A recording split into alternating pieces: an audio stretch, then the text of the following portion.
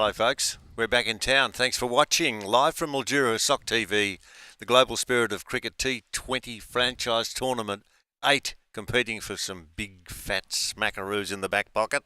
That's what you need. And we are now into, can you believe it, the second last day of this tournament. The match that is on in progress, and the two teams that are going to be bouncing around and enjoying our company, and we hope you're going to be enjoying our company, Territory Blasters and Lightning Storm. Peter Walsh welcoming the Australian champ himself, who's been working so diligently right throughout this tournament as we get now towards where the F words take place tomorrow, those finals. And it's not sad, but we've really become attuned to your dulcet tones, Michael Kasparovich, and you've added so much to our coverage. Good morning again to you. Well, thanks, Peter. Thank you. It's great to be back again and absolutely loving Mildura. And certainly this competition, the Spirit of Cricket T20 Masters. Yeah, there's plenty of Masters out there too. And now, I think I'll ask you this question. Is there a change in the mindset? I know this, in effect, is still one of those games that will, in effect, tell us who they are on what part of the table. And that'll be good, but the finals don't start until tomorrow. Is there any different mindset? We'll go through the team shortly, but this is starting to get a little bit interesting now, isn't it? Of course it is, and we saw that last night with the Lightning Storm team winning the toss and batting, of which we haven't seen that before in their previous nights here. The wonderful conditions and the facilities at the sports precinct, and winning. Yeah, winning that last was good. night. So that was good. This ball tossed up and swept behind square on the onside out to the boundary. Nice shot, crisply taken off the leg stump. And away it goes to reach the boundary. Booley and Khawaja are the two at the crease at the moment. Booley's boundary brings him to 6. And with one ball remaining in the first over, it's a healthy start, 9 for 9. It's great. And it's a classy sweep shot, that one. The ball just waiting for it just to be pitched. And instinct takes it when that line is roughly that leg stump. You're forced in. The body wants to sweep it.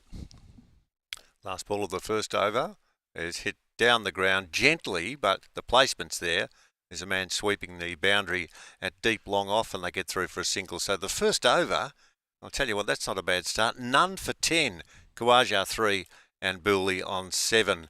I'll just go through who you're going to be hearing today. Yours truly, Peter Walsh, with Pat Silcox and also Darren Cheek.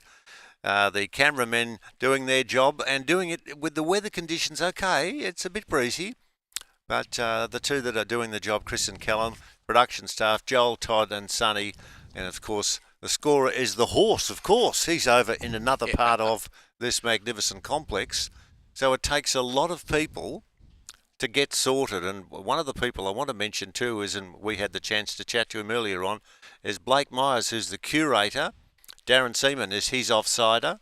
And Blake is also the president of the Mildura East Cricket Club. So it's been a busy time for him. And I know you were talking about other significant events of entertainment value that are coming up at this venue. He's a busy boy, and we'll get you to chat about that in a moment, as the first ball of a new over is a full toss and it's driven down the ground for a single. Khawaja with the Territory Blasters playing Lightning Storm. The Lightning Storm winning the toss and electing to bat, and it's none for 11 in the second over. Yeah, it's outstanding. The pitch, the surface, all the facilities they actually have here in Mildura. Yep, as you mentioned, there is a concert here. Lenny Kravitz is playing the 28th of November. I think they had the Kings of Leon a couple of years ago. There's an A-League game also, Melbourne versus Adelaide. So there's plenty of action happens down here. Very true. Next ball, an attempt to drive off the front foot, a miss, and through it goes to the keeper. Wasn't a bad delivery. Now, I'm not going to say it's a surprise. I know Richard Anderson took 4 for 20 yesterday, but opening up with spin out there, both ends. Yeah, we like that. And I think with the breeze too, that's the other thing. He might be bowling into the breeze now with this offie. He tosses up, and it's worked forward gently by Khawaja, who's had some fun in this tournament, getting a century. I will actually add too, I understand that the Victorian Cricket Association, they bring up their teams here because of we're up here in the tropical north of Victoria, as it's known. They like telling people that it's known as the tropical north. I've seen a few palm trees, so maybe it's that. But I think with the weather, it's a bit drier too. So of course it's wet and cold and everything else down in Melbourne. So they actually have, and the one thing they do have here is turf practice wickets. All right.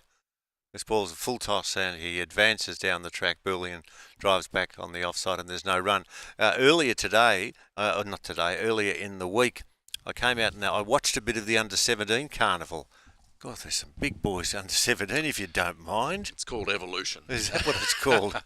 Yeah. Growth spurts, I think it's called. 2 overs down, none for 12. The two that are out there at the moment, Kawaja, who's not out 4, and Bula is not out 8. A good solid start, no dramatics. And I said to the curator this morning, Blake, what's a good score?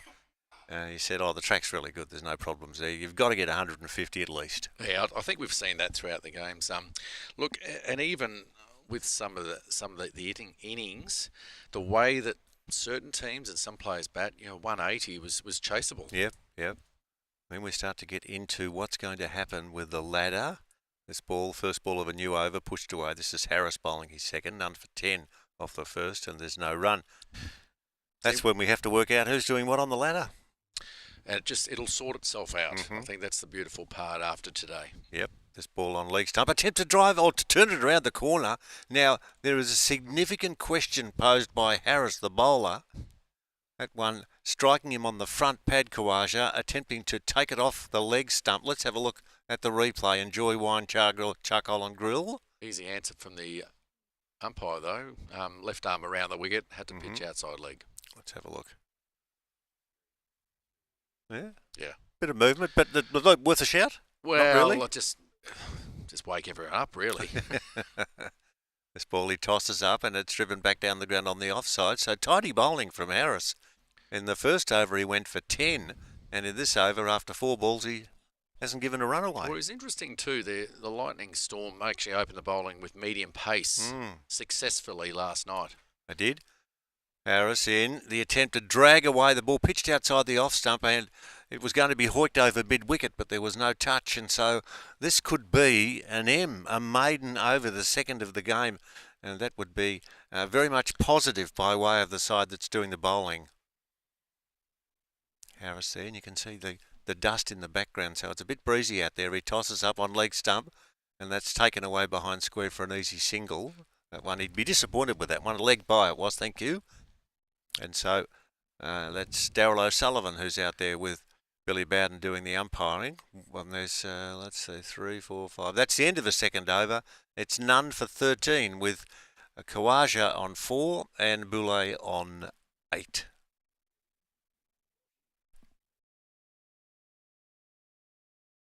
Alliance Biograin grows organic grains for strength, vitality and joy. Every grain carries the strength of the land, bringing real nourishment to every table. Because health isn't just about eating well, it's about living fully. Organic nutrition meets senior cricket.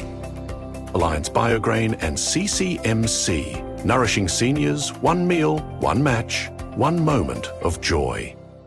Badger Walko today, Michael Kasparovich, you've been exercising, and good on you too for the discipline that's required. A carryover from when you were playing, that you get into that mode? Oh, look, I think I used to love running and all that sort of stuff, put some headphones on, a bit of music.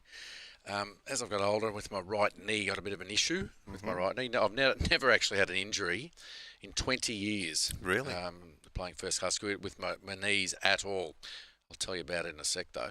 New over, tossed up, full toss, taken on the full, whipped out through mid-wicket for 4. Too much width, and away it went. It buzzed across the turf. Kawaja gets a boundary, moves to 12, and it's none for 21. And a full toss like that, you don't want to miss out at all. Yeah, what happened was that, like I said, I didn't have a knee injury for 20 years. 19 seasons I played for Queensland. So no arthroscopies or anything like that? Nothing like that at all. Wow. I actually did it stepping on my wife's dress walking down a set of stairs 3 years ago. Well, I was going to say something, and now I will. Would you then like to stop pushing your wife and saying, I'd like to wear your dress? If you didn't do that, perhaps that wouldn't have happened. Well, I was following behind and sort of walking down these stairs, and then stepped on this long flowing dress, and then she was sort of off balance, and then I was off balance, trying to move, and I did my the medial ligaments, yeah, which I think it was pretty hacked up inside anyway, so it just made it worse. But it's meant that I can't necessarily run at the moment, but I can walk. Well, that's something. I can move, is how I like to frame it. Yeah, none for 25. Good on you. This ball is pushed away on the offside. No chance of a single. Kawaja is 16, doing well. Well, I think doing well, all right. 3-4s of the first three balls of the over. He isn't mucking around at all, and he's bat really, really well here. He was so proud the other day after he'd got that ton, and we had a chat to him, and he's just loving it as that ball is over-pitched and hit behind square on the offside, and that'll go all the way to the fence for a boundary. No, it might be picked up just inside one of the the pink marker out there, and they get back for a couple. It was a good shot too. Oh, it was a great shot, and I think that's it. I would always say that the longer you're out there, the easier it does get. He's not needing too long, is he? Is Kawaja? No, he's bowling along very well. He's not bowling along. He's batting along very well as this last ball of this over is pushed away on the onside, and that's the completion of the over. Kawaja 18, Bully 8, and the score is none for 27 after the completion of that over. Let's have a look. We've got 27 runs off 24 balls in just 11 minutes. Good start. It's great. It's a cracking start in every way, and I know that even I'm impressed with the way he's playing here. Like early in the over, you want to find the fence, find the boundary, and accumulate your runs from there. And obviously, with 12 runs off the first couple, he was more than happy with I think the two. There was the cut shot, and even I guess he signalled how great and how happy he was with the over with a simple forward defensive shot the last ball. Yeah. So Harris will move into the attack at none for 27. And he around the wicket with the first ball. Bowls a full toss. He wouldn't be happy with that. Wouldn't be happy with the way it's been played away into the deep on the offside. Won't be a boundary. The ball was played with strength, but straight to the fieldsman who's sweeping on the outside. And that was good one out there, and they go through for a single. Just mentioning too, Michael, that these two sides are locked in battle. Both have picked up 4 points, so 2 wins. So this is a very important game. Very important. You find that just to shoot up the table, which is so important, as you said. Of course, there's prize money. A little bit. At the end of this tournament. So 25 grand. That's what's so good. And you can see that. And you can see the desperation from the players. When I say desperate, just in the form of energy in the field, stopping every run. True. That ball slightly over-pitched and driven hard down the ground. Good field placing because there is a man out there in the deep who just creeps in and picks up the ball and underarms it back. I love pride and ego. That's the one thing when you do play. Doesn't matter how old you are, you just want to get the job done and do it well. Yep, that's ball's wide of the off stump and hit out backward of point now. They've got a slight misfield out there and some frustrations there being experienced by Michael Hancock, who got access to it but then couldn't stop it cleanly. And so they're through for one, none for 31. Kawaja 20 off 18 and Bully is 10 off 10. So they're rolling along all right. This ball bowled from around the wicket, worked away behind point on the offside. There'll be a couple. It'll be a race back, and it'll be a pick-up out there by number 38, Stuart Kashula, who gets it back. And I watched the players going through their warm-ups this morning, and you thought, there's a fair bit happening today. Some of the sides are playing twice just to get themselves organised, and then they're ready for the finals. Yeah, there's some weary bodies out there, that's for sure. Absolutely. This ball from outside the off stump is pushed away gently back down the ground. Good bowling there from Harris in that over. 4 singles and a 2. So he's recovered from being smashed around earlier on. And the score now, none for 33 it should be. 1 over further from me, and then I'll make way for Pat Silcox to come in. Kawaja 20 and Bully 12. A steady start. The run rate's over 6 and they haven't lost any wickets, so they've done pretty well. That's really good. I think they'll be pleased with this position. I think with Kawaja leading the charge, he's been really good. We've seen just the slow off-spin bowling, really. Left arm orthodox as well. Just taking the pace off the ball. So they've had to find that sort of, if you like, the power in the shots. And when they've been given a bit of width or full toss, you've got to make the most of that.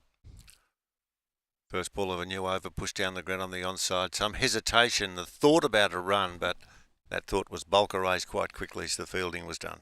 Oh, the other thing this morning, never mind early out in the field watching the warm-ups, I was at breakfast and saw the players walking around or maybe hobbling around and asked one of the sides, have you got a full team? And they said, nearly. Nearly. They didn't give much away then, did they? Well, I said, okay, and what? So obviously, because I've seen there's been a few injuries with calves and hamstrings. I want to talk about David Roach in a second, who is missing today. But I think that's the thing is that I did say to them, well, if they're, as far as, never mind sort of players available, but if you've got anyone able to stand upright. Well, and the answer was? They will find someone. Yeah. They'll get 11 out there. Yeah. Well, there's an interest here as the wide is bowled with the next ball. Work for Billy Bowden, who does it in superb fashion. He looks a little bit like, I'm being careful here, we've had a black magpie that's bounced around, and the boys who are doing the television coverage, we've seen that magpie. I don't know whether it's just the same one, but there's something, as that one's a poor ball down the leg side, and I don't know whether there was any touch to it, but it's going to roll all the way down to not where the boundary is. Big throw back on the left-hand side of the body is pretty strong, and that means Kawaja at 21 and Bully at 12, and the score up to none for 35.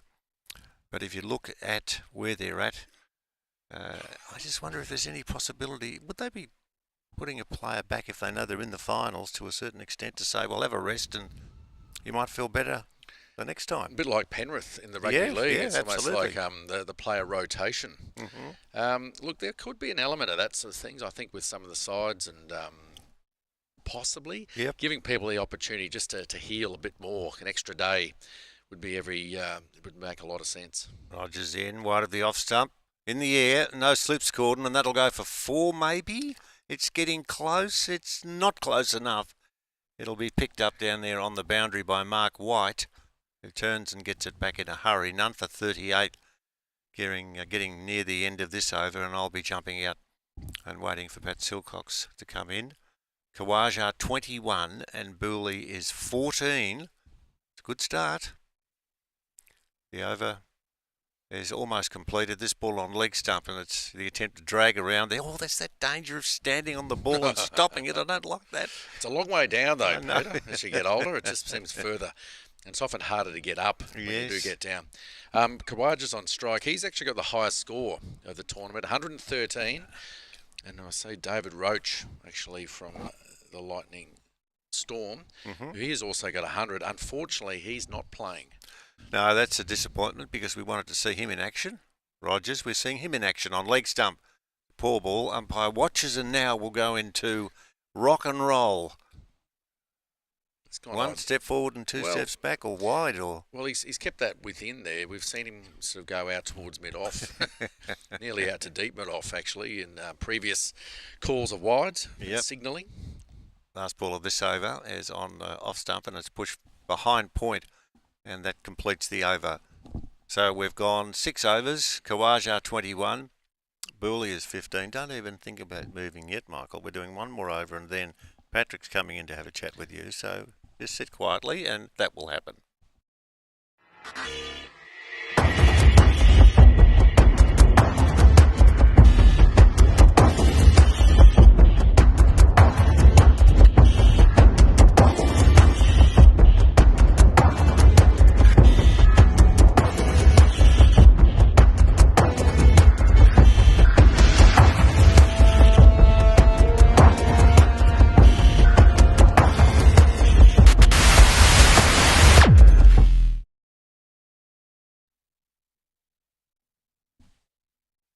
And we're back at the Mildura Sporting Precinct. None for 42 after 6. And the ball's lofted away out into the onside for another boundary. So a pretty decent start from Lightning Storm. Now none for 48. Start of the 7th. Pat Silcox, Darren Cheek. Morning, Cheeky. Yes, good morning, Pat. Yes, it is a good start. Well, it's a good start for both sides. 7 runs and over in the power play. The first set of 6 overs with the limited number of fielders outside the circle. So I think the Territory Blasters will be feeling pretty pleased with themselves as well. Okay. Certainly, conditions aren't as friendly as we've had over the past couple of days. It's a little bit more of a wind concern today. I know our boys up on the scaffolds will be holding on a bit up there for grim life.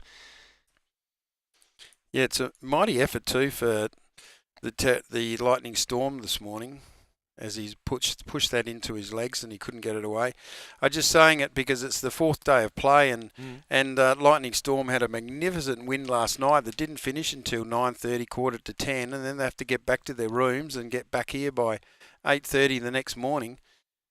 So I think it's a mighty effort as that just misses the outside edge of the bat, but it's a mighty effort for them to follow up so soon. Doesn't matter how much, with the Masters cricket, doesn't matter how much you train and get fit, the old body doesn't seem to recover as fast as it used to. As we watch Greg Harris coming left arm around, ball's just pushed out into the offside, fielded by Leith Dawes. Another single for the Lightning Storm. None for 49.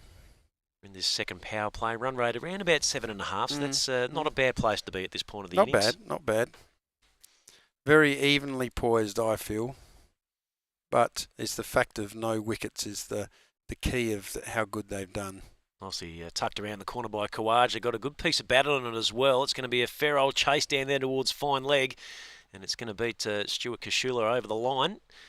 So Khawaja probably looms as the real danger man. Yep. He's certainly had some form so far through this tournament.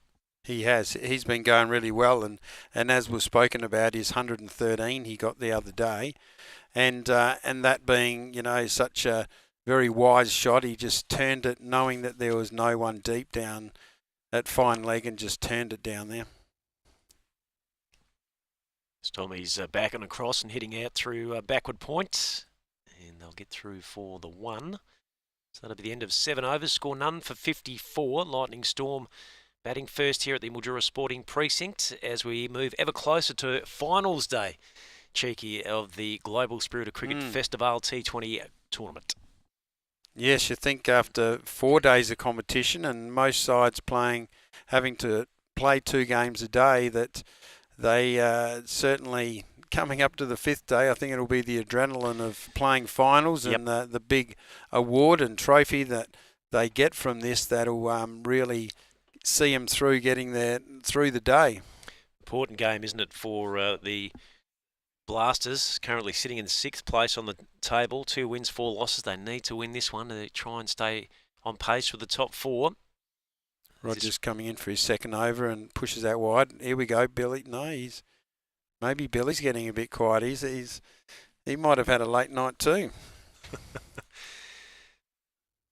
None for 55, or actually 56, following that first delivery that was a wide. This time Khawaja takes it out towards the backward point boundary. They'll get through for an easy single. We've got plenty of games on around town, Cheeky. At the John Hall Oval, Phoenix Firebirds are 1 for 35 after 6. They won the toss and batted first. At the Sarah Oval, number 3 Oval, RJR All-Stars looking to bounce back, 1 for 62 off 5. As Rogers comes in, he's moving the ball around a bit. He's probably just bowling into the breeze from that vineyard end. Push it down to a deep point. The sweeper comes around and underarms it back. What else we got? Mildura Senior College, EV2 Cricket, 2 for 38 off 6, winning the toss, batting first against the Tara Taverners, who we haven't seen yet, Darren, but we'll get a look at them tonight under lights. Yeah, I'm looking forward to that. Rogers comes back in and swings that one away, and it's just tapped to a deep gully. No run had. Khawaja 27, Bulliers 25. Our Wasp has got the Storm up around mid-170s, which would be a decent score, but it's been, as we've mentioned so far over the past couple of days.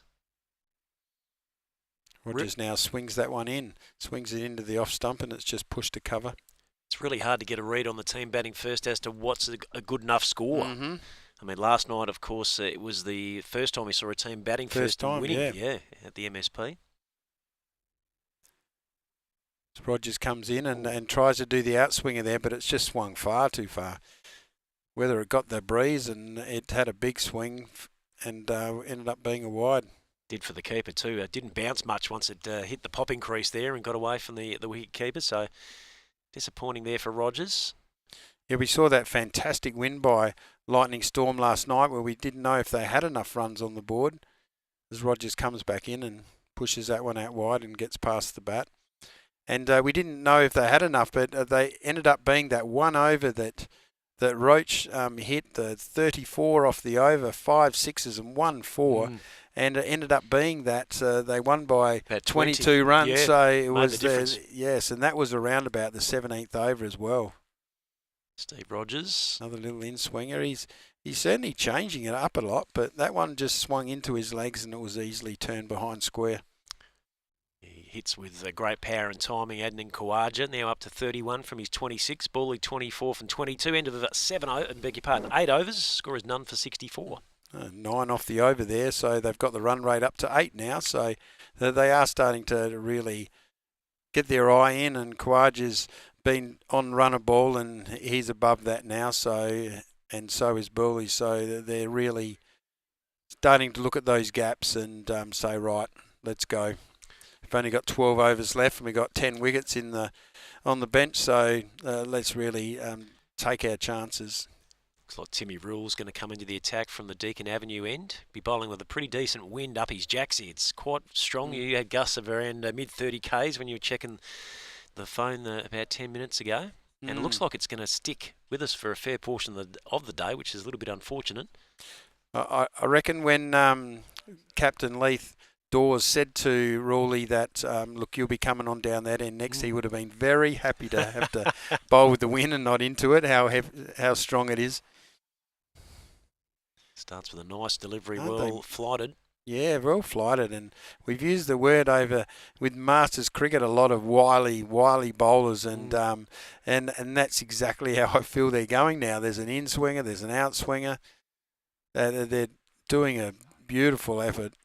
Lots of craft out there, isn't there? Yeah. Absolutely. And the batsmen are onto it just the same, though. They're just putting into the gaps, putting it where there isn't a fielder.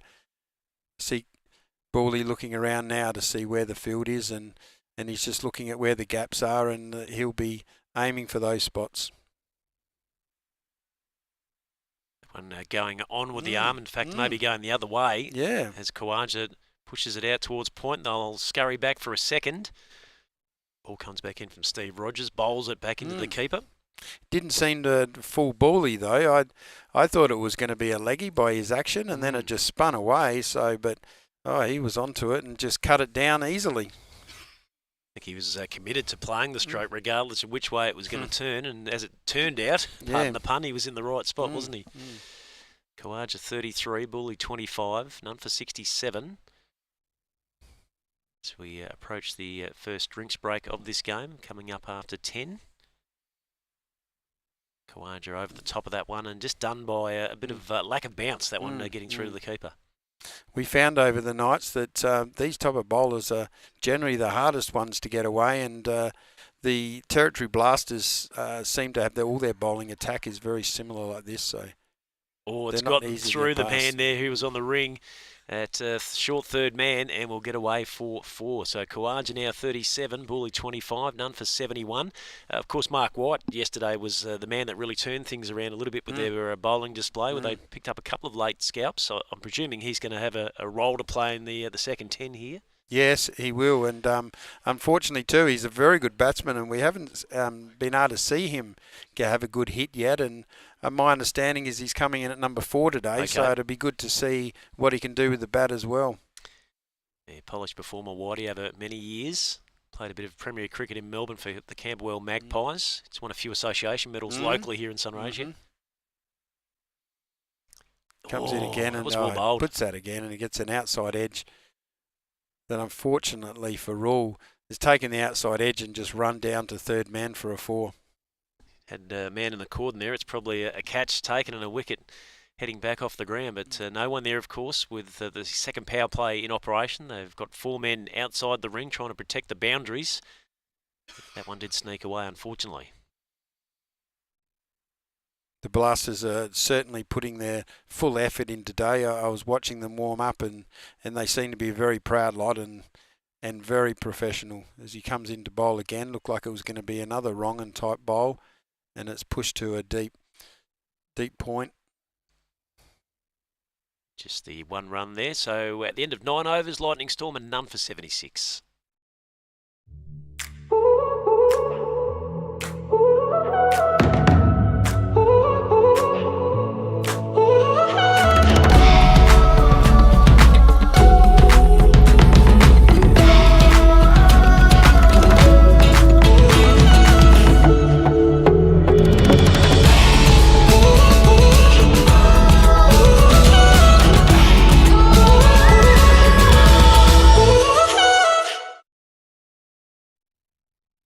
We're back at the Mildura Sporting Precinct. Lightning Storm won the toss, are batting first and have started strongly. None for 76. We're in the second power play.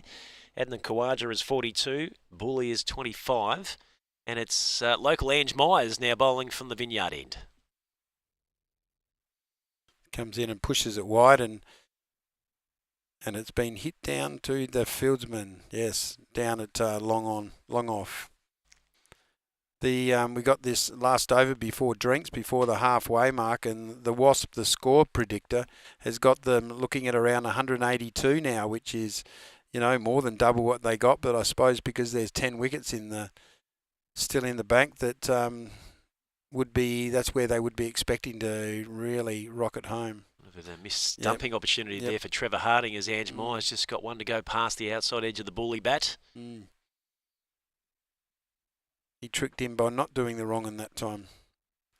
And he's just doing the nice little swing as that's driven down to, it's gone to the boundary. It seemed to be just a defensive push, and then it's ended up running down to the cover boundary. Timed it beautifully, didn't he? Right out of the middle of the bat.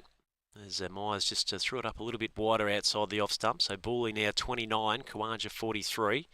None for 81 in the 10th. Myers comes back in and tries that little outswinger again, but it's pushed down to the mid-wicket boundary. Renowned around town back in his day as a bloke that bowled a heavy ball. It wasn't necessarily rapidly fast, but he made them come onto you a bit quicker than what you expect. This time he's tossing that one up, nicely struck by Khawaja, beats the man who was on the ring.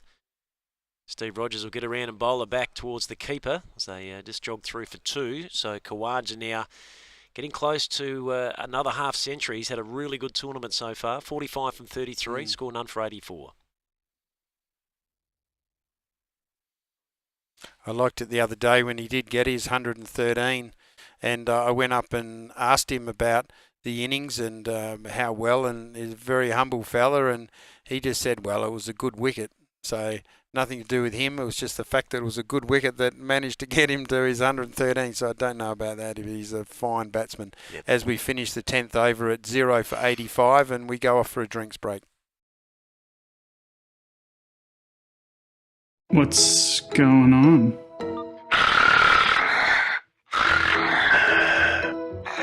That's you. What do you expect me to do about it? It's time. It's time to see my mates at CPAP Direct. They help me get my sleep apnea sorted, and they offer good old-fashioned customer service and support. CPAP Direct not only have the latest technology in sleep testing, CPAP machines and masks, they can help you too. You can leave the mask on. What?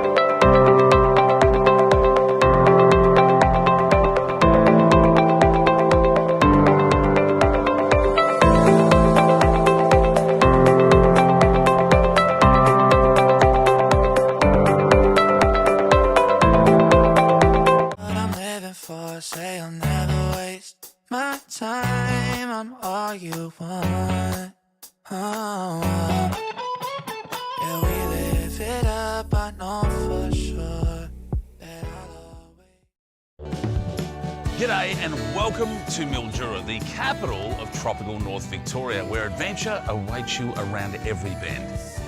But unlike Queensland, you don't have to worry about crocs. Epically wide river that goes forever. Perfect for water sports. Your next adventure is in Mildura and it's just a short flight away. We'll see you there. Begins with passion. It begins with Yashi Sports. Canada's home of cricket, trusted by players worldwide. From head to toe, complete, Cricket Solutions, official uniform supplier for GT20 and CCMC. For every walk to the crease, for every bold start, for every fearless shot, Yashi Sports. Canada's home of cricket.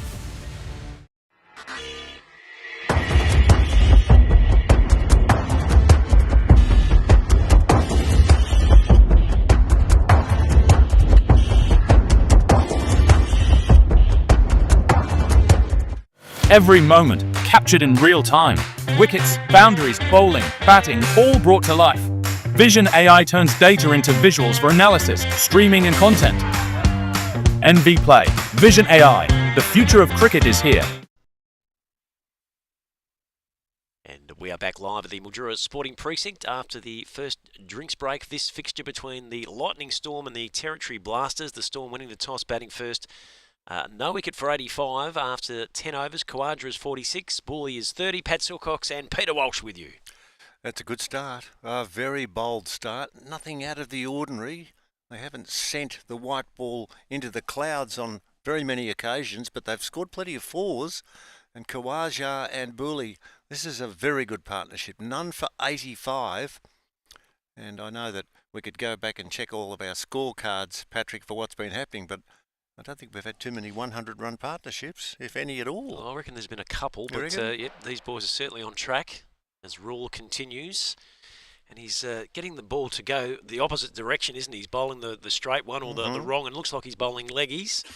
But Kawaja just fooled into the thinking that was going to be coming back at him in his body there, and it went through to the keeper. It's a fascinating situation too, and I'll have a look at the table after this ball, which is wide of the off stump, and it's chopped away backward of point. There's no run. And look, it's so important now for picking up points. So important because All Stars are the only team that has kicked away to a 2-point lead. EV2 on 8 with the All Stars on 10. And then Lightning Storm and the Sandgropers both on 6 each of 2. And we're into the finals tomorrow. It's that simple. It's today when you have to make inroads, and it's like in a Formula One race. You don't run off the track. You start to pick up placings and try and make your move today. It's imperative here the Blasters get a win because they're in jeopardy of losing touch with that top 4. Meanwhile, the Storm get a win. They pretty much lock up a top 2 position as it's nicely deflected away there by Bull into the offside, and they'll pick up another single. A few changes too we made mention in this game, and when you talk about the changes, you have a think about nothing serious. I think if there had been a real serious injury, we would have been told. But if there's just a little bit of soreness, it might be worthwhile just giving them a spell. So there's some tough decisions that have to be reached, isn't it? Yeah, no David Roach in the Storm team today, either Damien Grand, one of their leading lights with the new ball. We see Mark Nash, who's been a really good trundler for the Blasters, pulling up a bit sore with a hamstring strain, so he's going to sit this one out. Yes, it's a very interesting situation, not just on the playing fields that we're watching, and that's hit down the ground in the air. Is it going to fall safe? We'll wait and see. It does. Gee, it went fairly high, but didn't go a long way. Really swirly breeze out there would have made it difficult for the men coming in off the rope, even the bowler, to be in the equation there. So just the one scored, none for 89. Almost completed 11 overs here at the MSP. Kawaja's 48, Bully's 32. And that's a good shot off the front foot too. Hit crisply out deep into the cover field area. The field has been well placed too, because you know where they're going to be, and it's hard for any boundaries to be scored. 11 down, none for 90. The Territory Blasters against Lightning Storm. Lightning Storm winning the toss, electing to bat. And those that are in the sheds now have to be patient, don't they? They don't want to go out there, but it's a good start. Yeah, now I'm just going to put something out there for you, Walshy, that I reckon Timrell actually just bowls wrong-uns, because I've not seen him spin one back from leg to off. So even though he looks like he's a leg spinner, I think he's only got a wrong-un in his arsenal. Now, Myers. Did he have a public holiday this week, Myers? Not that I know of. Well, everyone else did. Yes. There's a name association. This ball shot outside the off stump, cut hard off the front foot, worked into the deep on the offside, and they get through for a single. So it's none for 91. Lightning winning the toss, and their run rate continues to climb. This is a good chase now. I reckon they're going to get 150, providing they don't lose wickets. That's the key. Kawaja going to his half century. As this one's attempted to be swung away by a bully. Umpire Billy Bowden gives him out LBW. Gee, I thought that might have been tailing down leg side a fraction. Be keen to get another look at that, but after some consideration, the umpire adjudicates in the favour of the Territory Blasters, and they've got that much-needed breakthrough they've been searching for. Bully on his way. LBW Myers for 32 off 29 deliveries in 41 minutes. Score is now 1 for 91. Always a tough call for an umpire. Let's have a look and see what your thoughts are. Enjoy Wine Char Grill and Bar. And here is the action replay. The man on strike is not going to be on strike anymore. What do you reckon?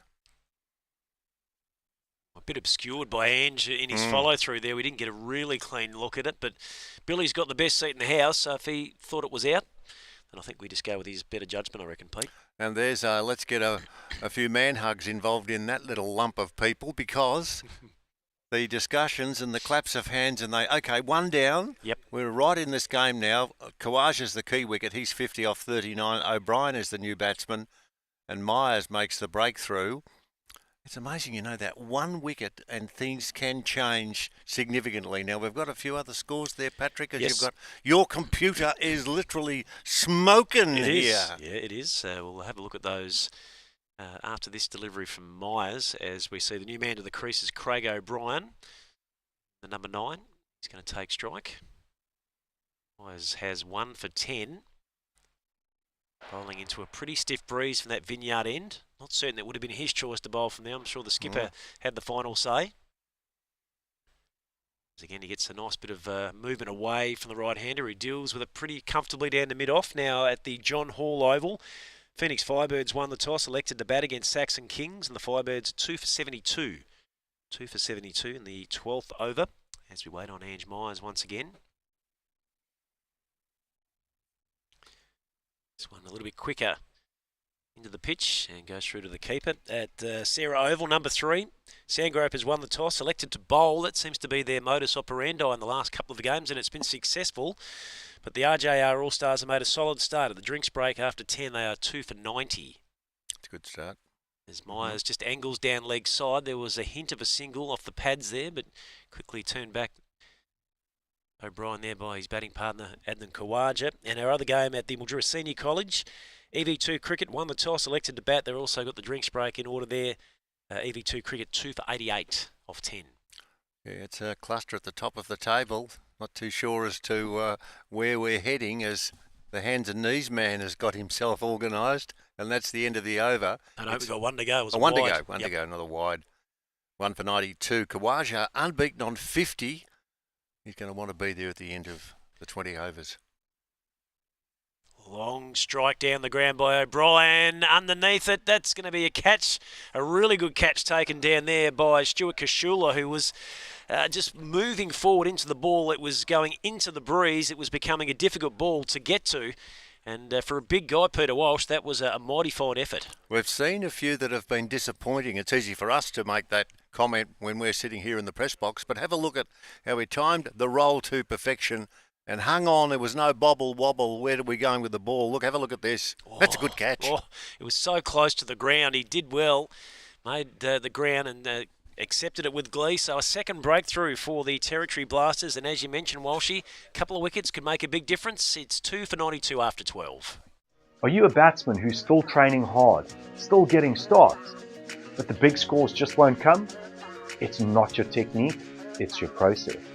Email the word SPIRIT to info@simplebatting.com and we'll show you the 3 simple steps serious batsmen are using to become the run scorer their team relies on, season after season.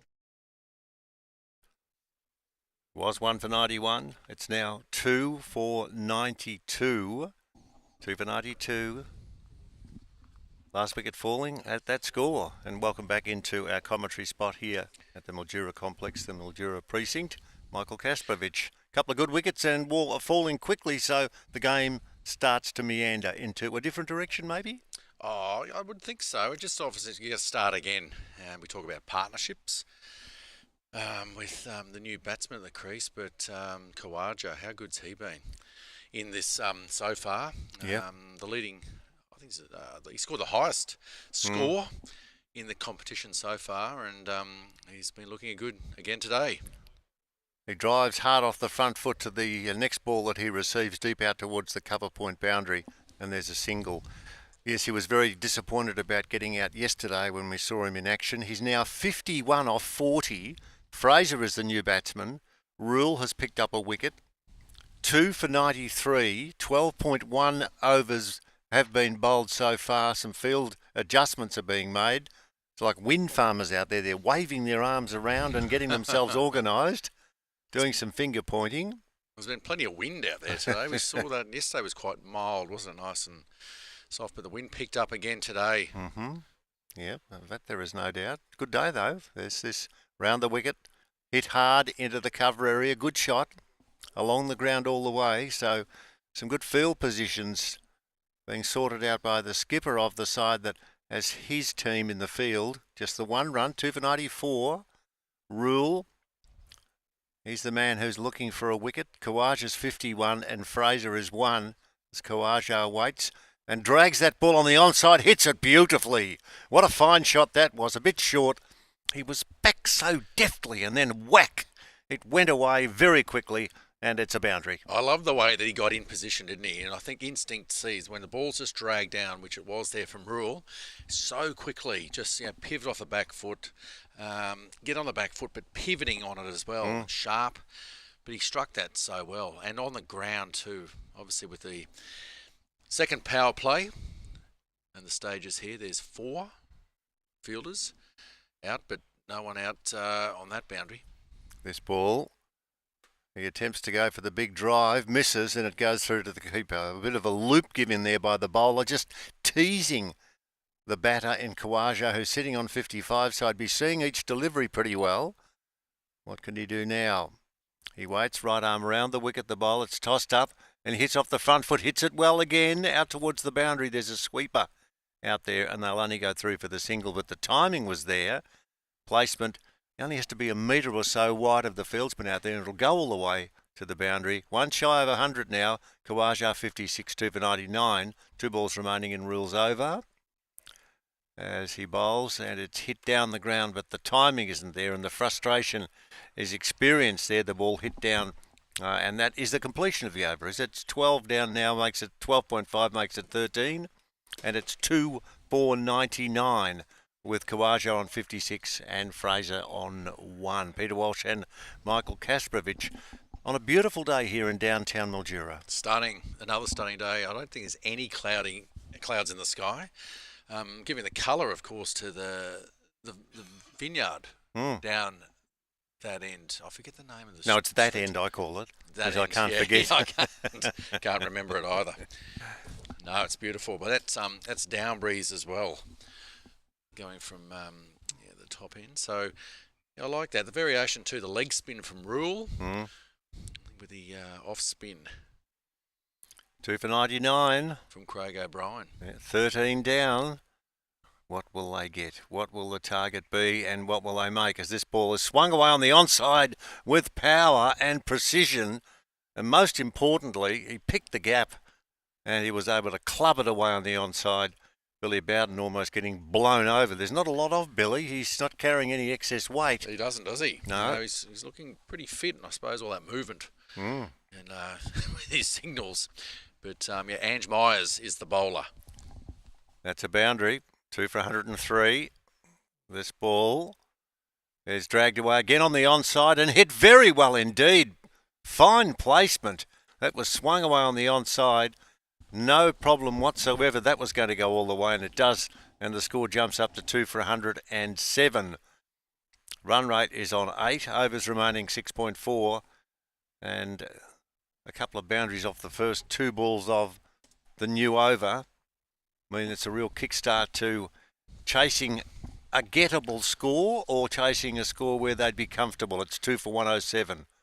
Yeah, he's looking at the field placement. You mentioned the 4 men outside the circle. The man at deep square leg, that going well in front. Ball straight back down the ground. He's a bit unlucky too because it crashes into the stumps at the non-striker's end. I think if it missed the stumps, it'd be just about running over the boundary for 4. That was well struck. Another one too. He doesn't miss the opportunity, and just creating the length is what he does here. Obviously, we've seen him sweep, that slog sweep, when it's in that sort of, I'll call it the arc, when it's just outside the off stump, he can free his hands. And hello, we've got a free hit.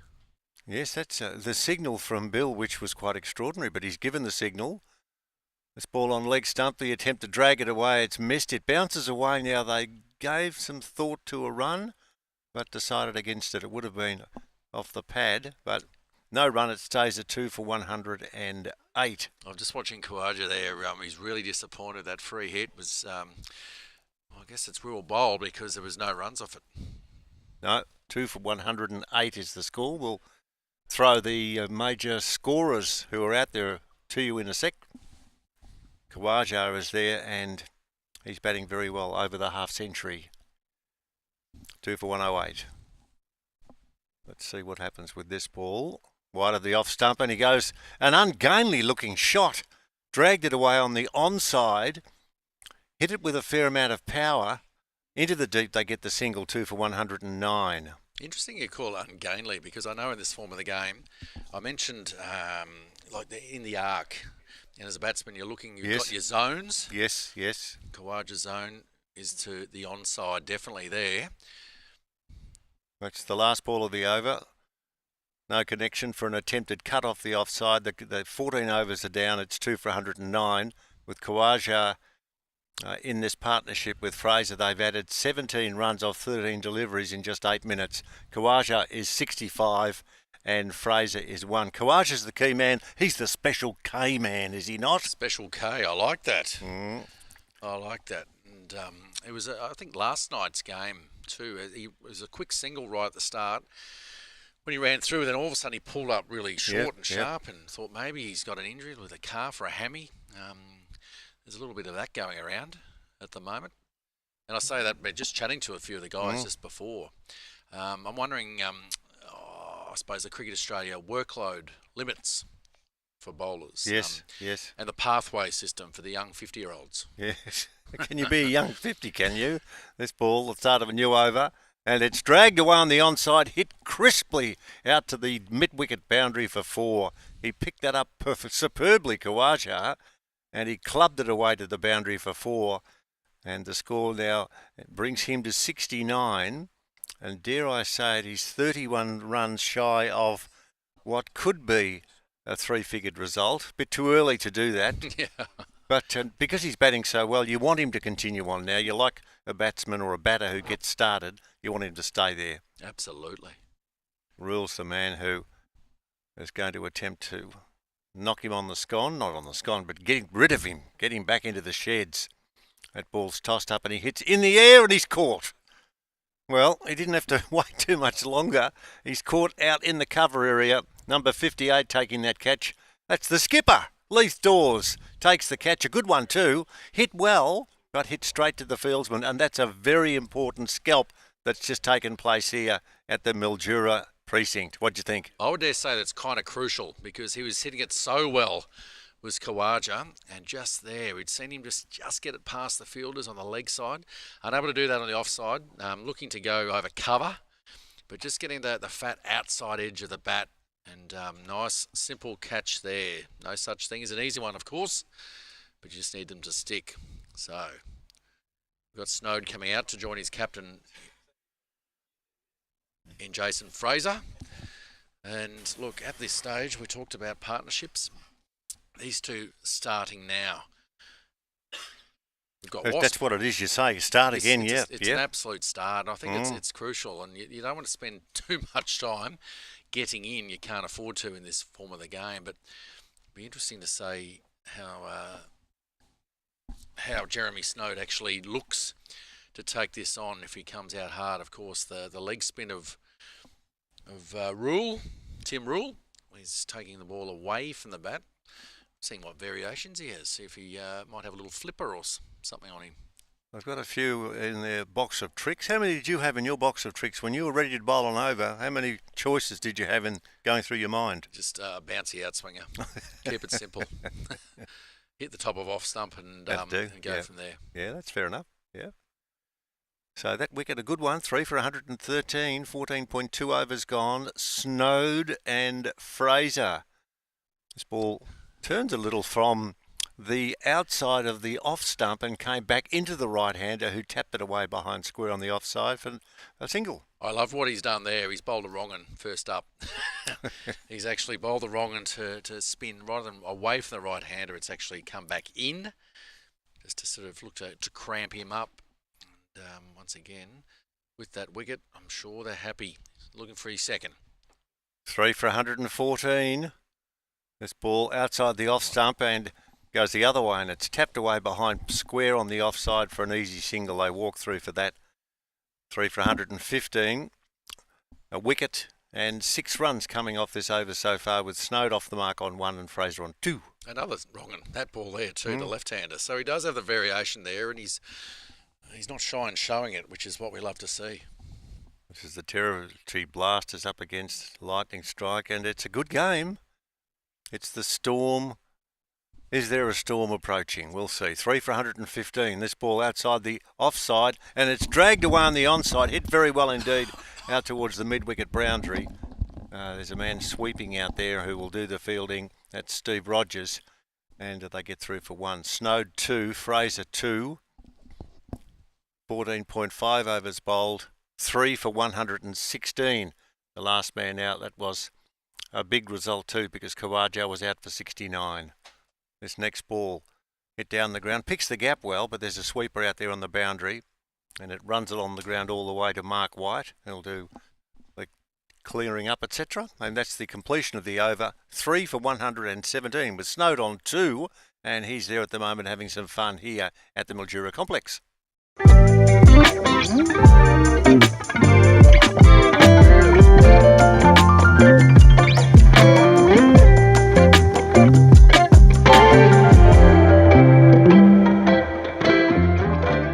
Alliance Biograin grows organic grains for strength, vitality and joy. Every grain carries the strength of the land, bringing real nourishment to every table. Because health isn't just about eating well, it's about living fully. Organic nutrition meets senior cricket. Alliance Biograin and CCMC, nourishing seniors, one meal, one match, one moment of joy.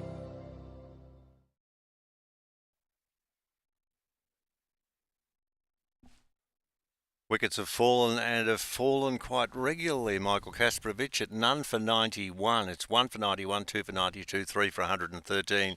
It's now 3 for 118, with Snowed on 2 and Fraser on 4, both just getting themselves organised, but not having a lot of time now as we're into 15.1 overs having been bowled, and they're going to have to try and extricate something out of the ordinary in the next half an hour. It's a wonderful platform for them to do that. Great start there. We're looking at the run rate just under 8 at the moment. Our Wasp has predicted it hitting about 166. Not sure how Wasp's been going throughout the tournament, whether or not those calculations have been close to the mark. I think it's at most accurate in the 19th over. So, wow. How about that? No, Yeah. I think that's where you look from a team point of view. You're looking at previous totals here. During the day games, even we've seen 140s being chased down. Snowed in the air behind square on the onside. He picked it up cleanly, and it's going to run not quite all the way, almost a collision. A couple of Tats Lotto numbers out there, 15 and 14.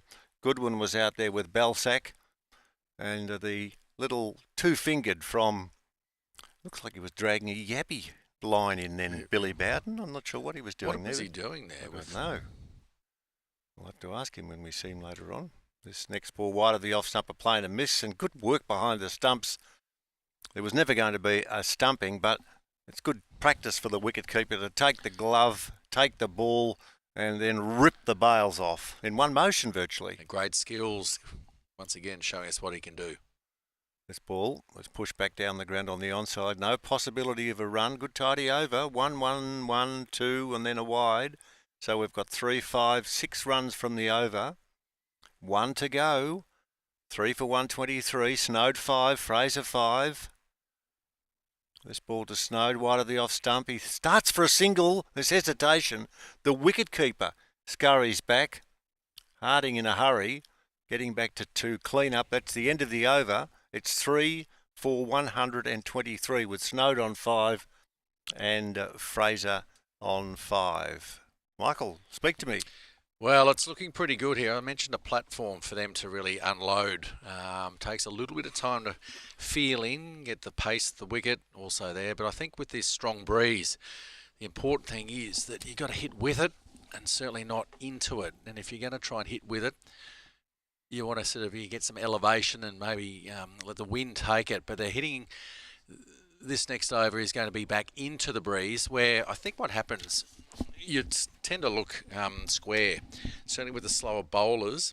And when I say you look square of the wicket, given a little bit of width so that you can swing your arms. And I mentioned the arc. I think if it's in the arc, it's out of the park. I know Andrew Simons used to always say that. Worked pretty well for him. And it's just a matter of, just get that swing. As I'm sitting here trying to swing. I'm not sure what you're doing. Yeah. Looking like Billy Bowden, actually. They're giving some signals. Leith Dawes in charge of the Territory Blasters, having a chat at the end of that over to the bowler, and Michael Hancock, who's in the attack. He tosses up wide of the off stump, hit hard back down the ground, but there's a sweeper on the long off boundary, and it's bounced back 3 for 124. Snowed 5, Fraser 6. 16.2 overs down after this over, and one more. Patrick will come in and see you through with you, Michael, to the end of the 20, which isn't too far away.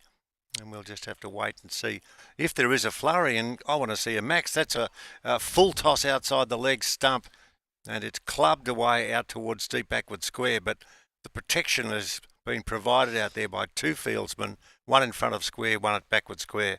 And they're only 3 for 125. Hancock's first 3 overs, just 2 runs coming off them. That's it. He missed out then. Did Germany Snowed. The full toss about knee height. Just got the single. So he's going to get one more. He runs with the shot for the next ball. He pushes down towards wideish mid-on, and they're through for the 1. There might have been the bails tipped off. No, not. I thought for a minute there was going to be some work for Daryl O'Sullivan, the third umpire, not to be. That's the skipper running through there. Difficult for Leith Dawes running into the breeze with a beard like that. Hold him up a little. That ball. Big shout for LBW for the next delivery. No movement from the umpire, Daryl O'Sullivan. Bit of a noise there. That was a raucous shout from Michael Hancock, wasn't it? It sure was, but he's going full and straight, looking to sort of obviously get it towards the stumps, but you could see with the batsman looking there at the leg side. I talked about that. You know, we're hitting straight into that breeze. You're going to use it and go square. Used his feet to get down to try and change that length for him, but just a bit too full. And a judge to be missing the stumps. 17 down.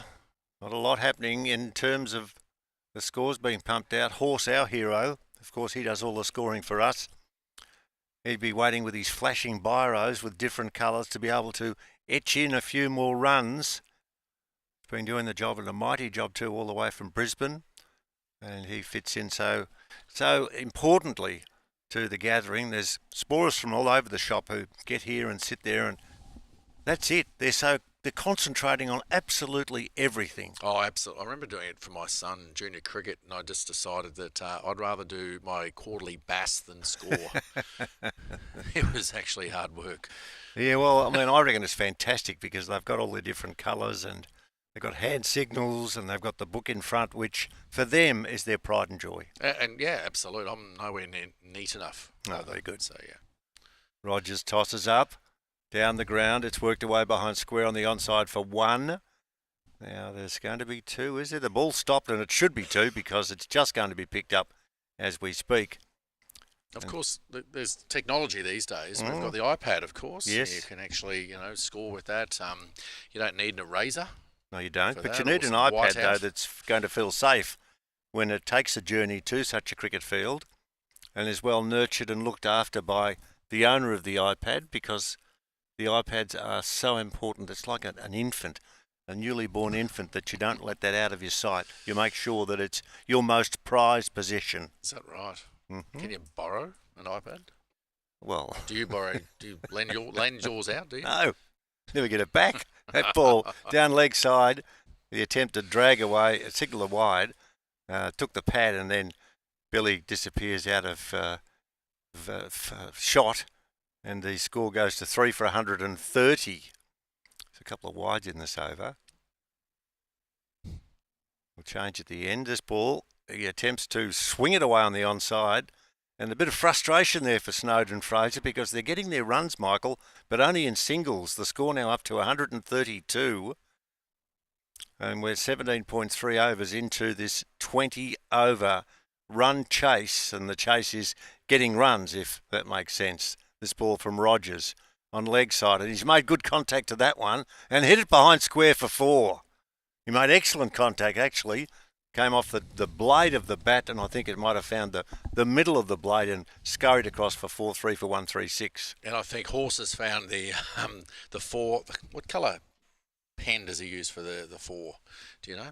Oh, I have no idea. Ask me an easy question. Well, he's going to get some action with it now, and that's exactly what they want here. The Lightning Storm.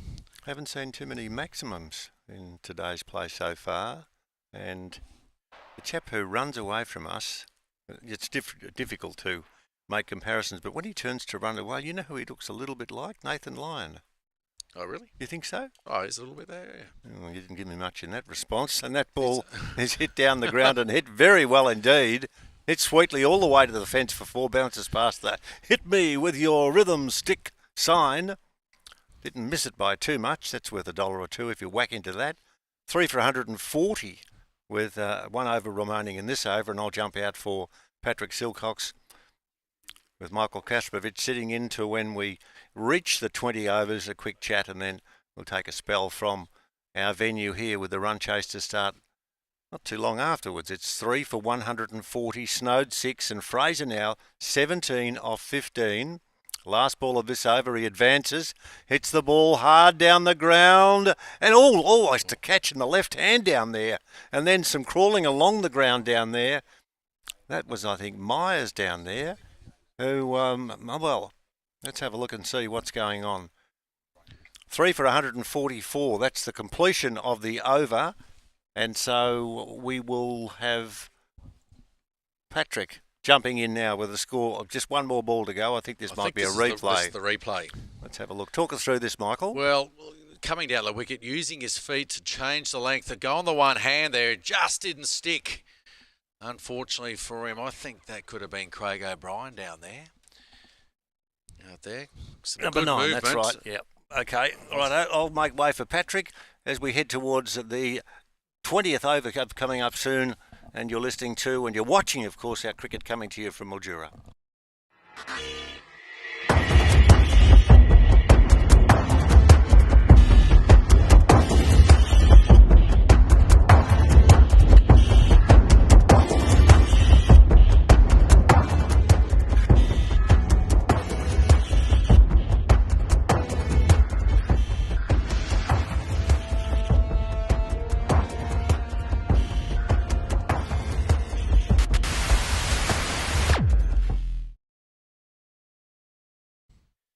Okay, we're back live for 19th over. First delivery from Hancock.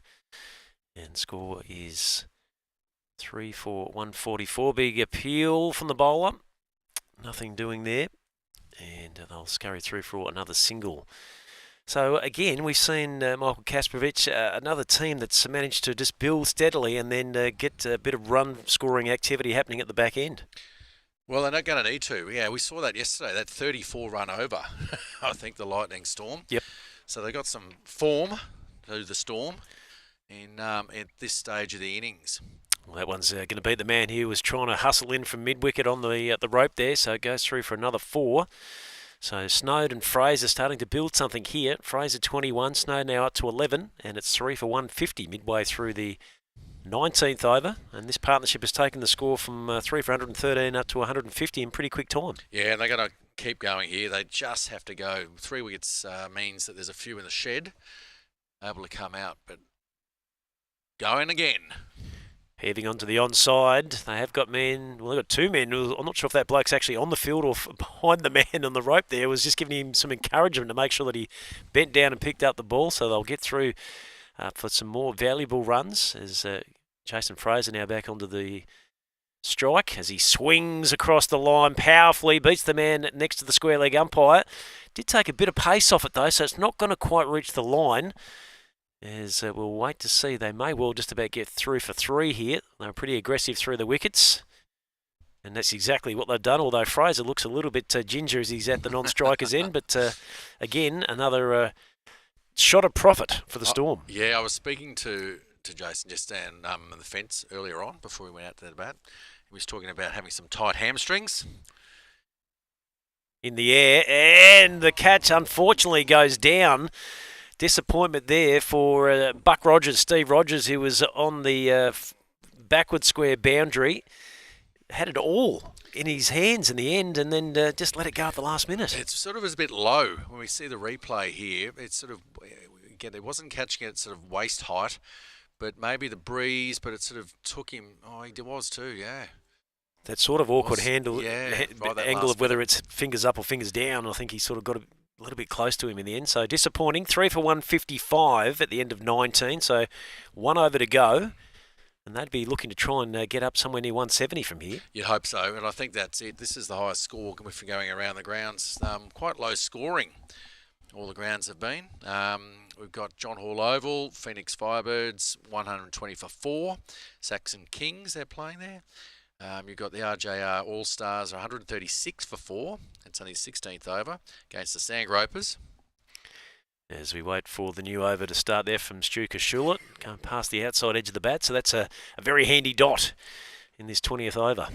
That was at Sarah Oval. And then, of course, at where are we? Senior College. Mm-hmm.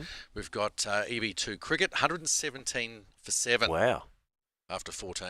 Okay, as we see Snowd hitting strongly out over the onside. Might have just bounced in front of the cones there. So another 4 on the board for Lightning Storm as signalled by Brent Bowden. And score now 3 for 159. Snowd 17, Fraser 24. We were checking some of those scores earlier, Casper, and I reckon EV2 Cricket were off to a bit of a flyer in the first 10. So that's a great effort from the Taverners to pull them back. Yeah, we've seen that all the way, isn't it? When one side's going so strong, then all of a sudden just those couple of wickets changes things dramatically. Yeah. And we've certainly seen that with each innings. But the thing about the Storm today is that they've got 160 runs now on the board, which is it's a pretty good total. Yeah, big shout for an LBW there by Stu Kashula, but Billy Bowden just waves it away. Signal was a leg by, so this is going to be a chance. Well, she's just let me know 2 for 88. EV2 went to 7 for 117. So the Taverners really on top of their game, looking to try and turn things around on this final day of the round robin stages. The Global Spirit of Cricket Festivale as Jace Fraser hops across, and that's one of his bread and butter shots across the line, hitting through backward square, and it goes away for another 4. And was given the width outside off to get his hands right around and swinging in that arc as I talked about. But beautiful positioning or placement there when you've got the fielder. I think he might be just on square leg, if not fractionally in front, and he managed to drag that just behind. So we've got 2 balls to go in this last over. As Kashula pushes it out wide, he's seen Fraser advancing, but Fraser up to the task. Watching the camera work there, the fielders are a little bit confused as to where it pitched. And they'll get through for, what have we got there? Another couple. Fraser's just lost his cap, so he'll put that back on. So 1 ball to go, and that should give us 3 for 166, I reckon. You were after 170, weren't you? Well, just a boundary. Well, that's maybe on the wish list. A maximum. Fraser's going to be bowled off the last ball, trying to hit across the line. Nicely done there by Stuart Kashula. Fraser on his way for 28, and they finish, even though our NV play overlay is just a fraction behind at 4 for, there we go, 4 for 166 at the end of 20. And it's been this conundrum Michael, the whole tournament, what's a good score batting first in the daytime here at the MSP? I still don't think we've got an answer to that, so I guess we'll wait and see in the second session. I really think this is going to be an excellent total. Okay. And because you've got it first, you've got it on the board. And a good bit of bowling there, picking up the wicket off the final delivery. But I think that's the pressure. And you've got actually those 166 runs on the board. The question, of course, for the Territory Blasters is how they're going to do it and the way they're going to do it. Do they come out and try and smoke it from the start? Yep. Or just be there? And we're looking to see their combinations through partnerships, and look, I'm really looking forward to this chase. Yeah, absolutely. Quickly through the card from earlier this morning, Kawaja was out court doors, bowled rule 69. Bawley, LBW to Myers for 32.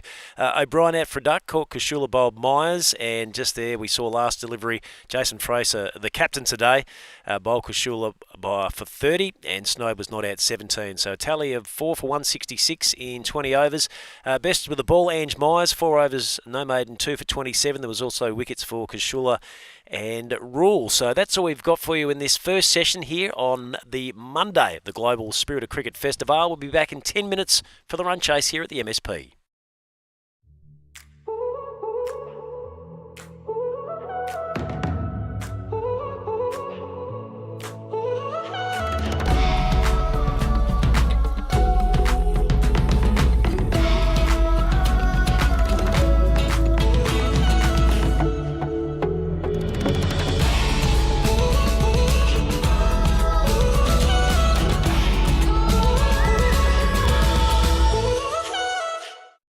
What's going on?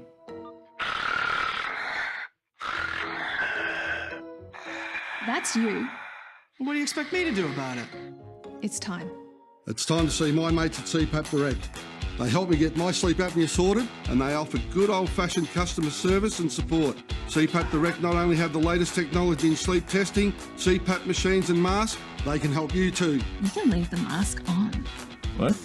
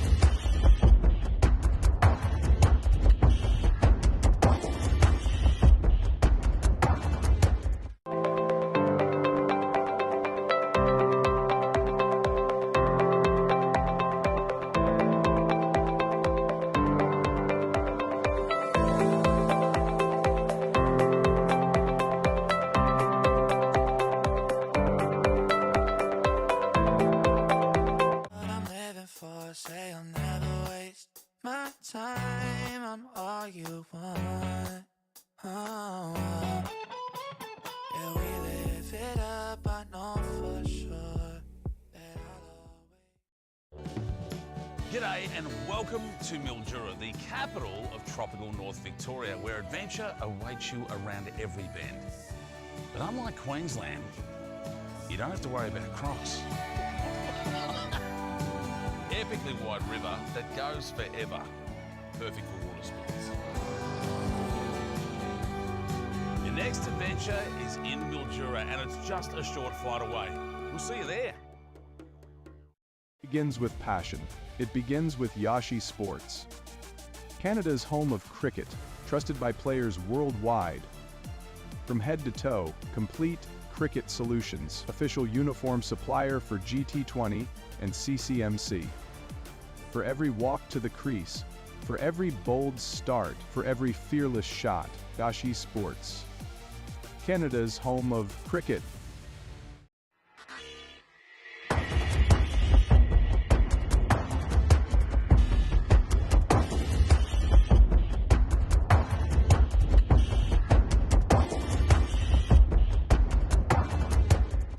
Every moment captured in real time. Wickets, boundaries, bowling, batting, all brought to life.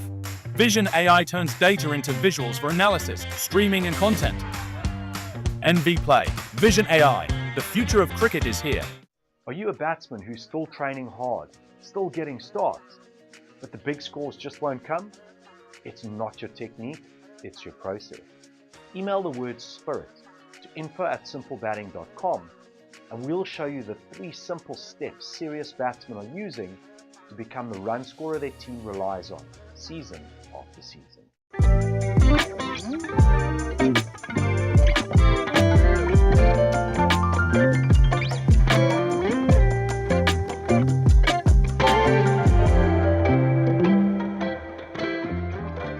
Alliance Biograin grows organic grains for strength, vitality and joy. Every grain carries the strength of the land, bringing real nourishment to every table. Because health isn't just about eating well, it's about living fully. Organic nutrition meets senior cricket.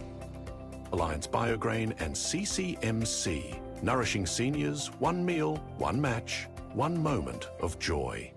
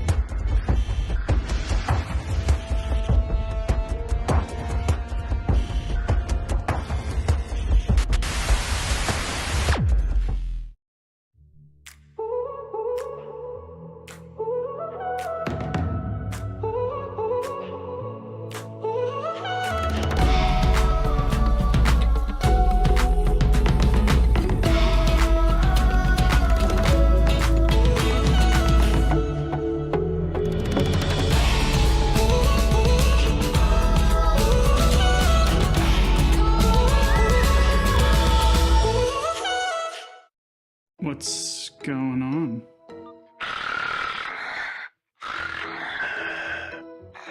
That's you. What do you expect me to do about it? It's time. It's time to see my mates at CPAP Direct. They help me get my sleep apnea sorted and they offer good old-fashioned customer service and support. CPAP Direct not only have the latest technology in sleep testing, CPAP machines and masks, they can help you too. You can leave the mask on. What?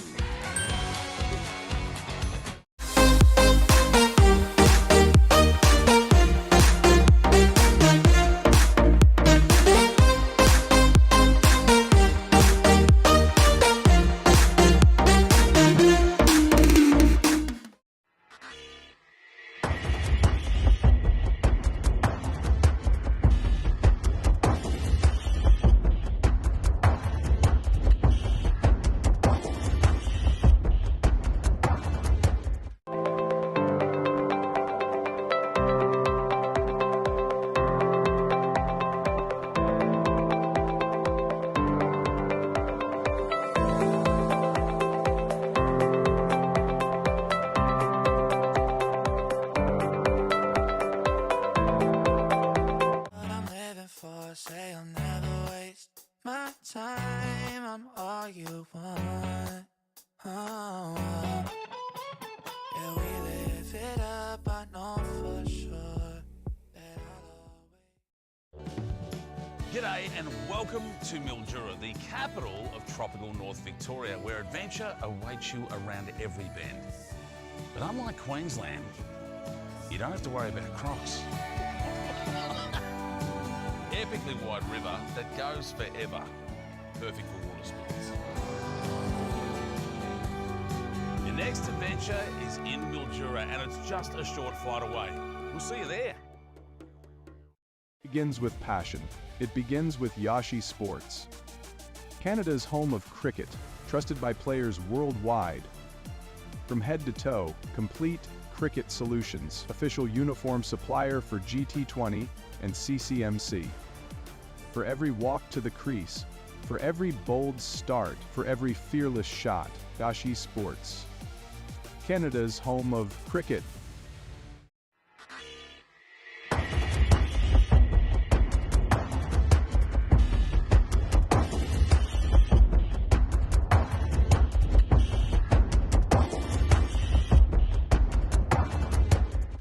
Every moment captured in real time. Wickets, boundaries, bowling, batting, all brought to life. Vision AI turns data into visuals for analysis, streaming and content. NV Play. Vision AI. The future of cricket is here. Are you a batsman who's still training hard, still getting starts, but the big scores just won't come? It's not your technique, it's your process. Email the word SPIRIT to info@simplebatting.com and we'll show you the 3 simple steps serious batsmen are using to become the run scorer their team relies on, season after season.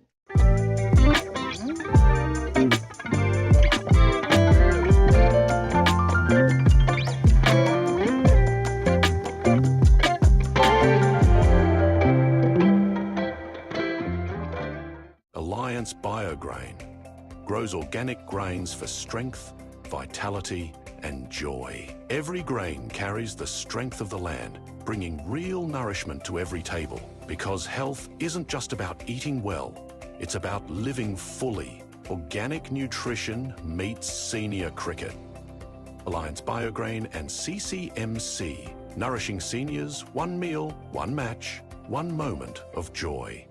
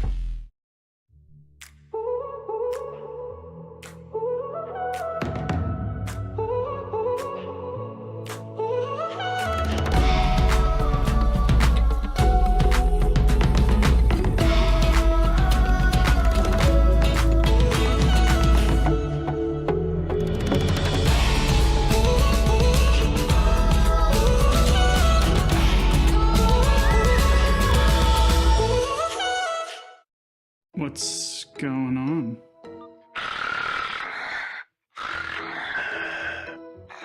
That's you. What do you expect me to do about it? It's time. It's time to see my mates at CPAP Direct. They help me get my sleep apnea sorted and they offer good old-fashioned customer service and support. CPAP Direct not only have the latest technology in sleep testing, CPAP machines and masks, they can help you too. You can leave the mask on. What?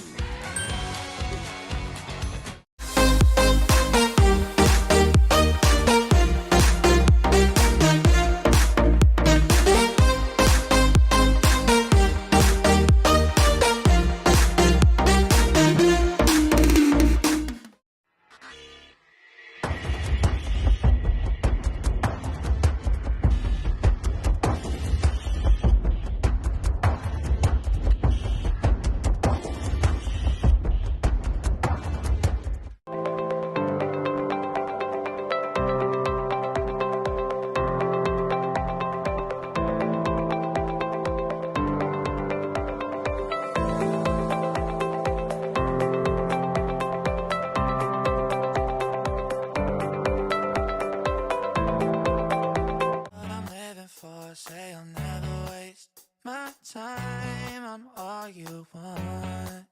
Oh, yeah, we live it up. I know for sure that I'll always.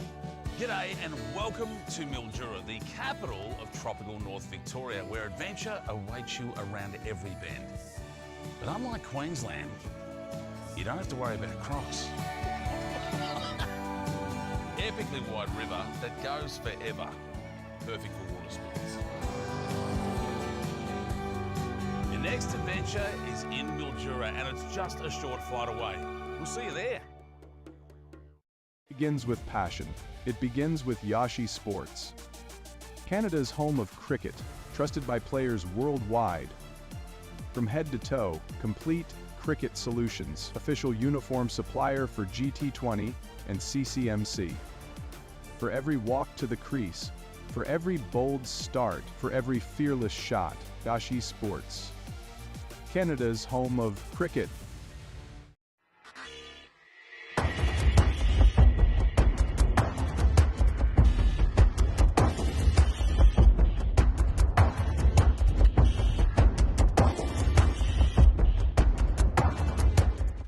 Every moment captured in real time. Wickets, boundaries, bowling, batting, all brought to life. Vision AI turns data into visuals for analysis, streaming and content. NV Play. Vision AI. The future of cricket is here. Are you a batsman who's still training hard, still getting starts, but the big scores just won't come? It's not your technique, it's your process. Email the word SPIRIT to info@simplebatting.com and we'll show you the 3 simple steps serious batsmen are using to become the run scorer their team relies on, season after season.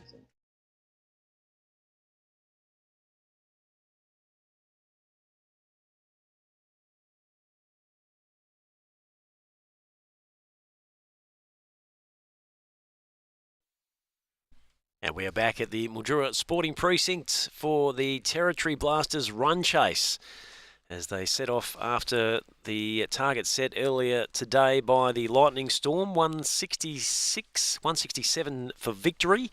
Pat Silcox alongside of Darren Cheek to get you underway here at, what have we got, about 11:30 local time. Hello, Pat.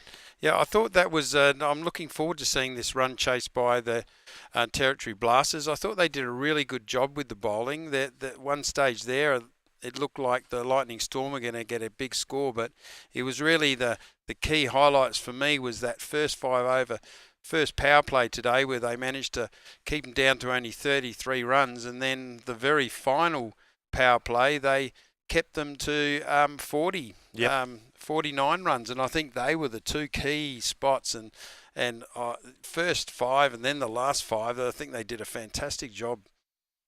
All right, so it's going to be Darren Hill who's opening up the attack for the Lightning Storm.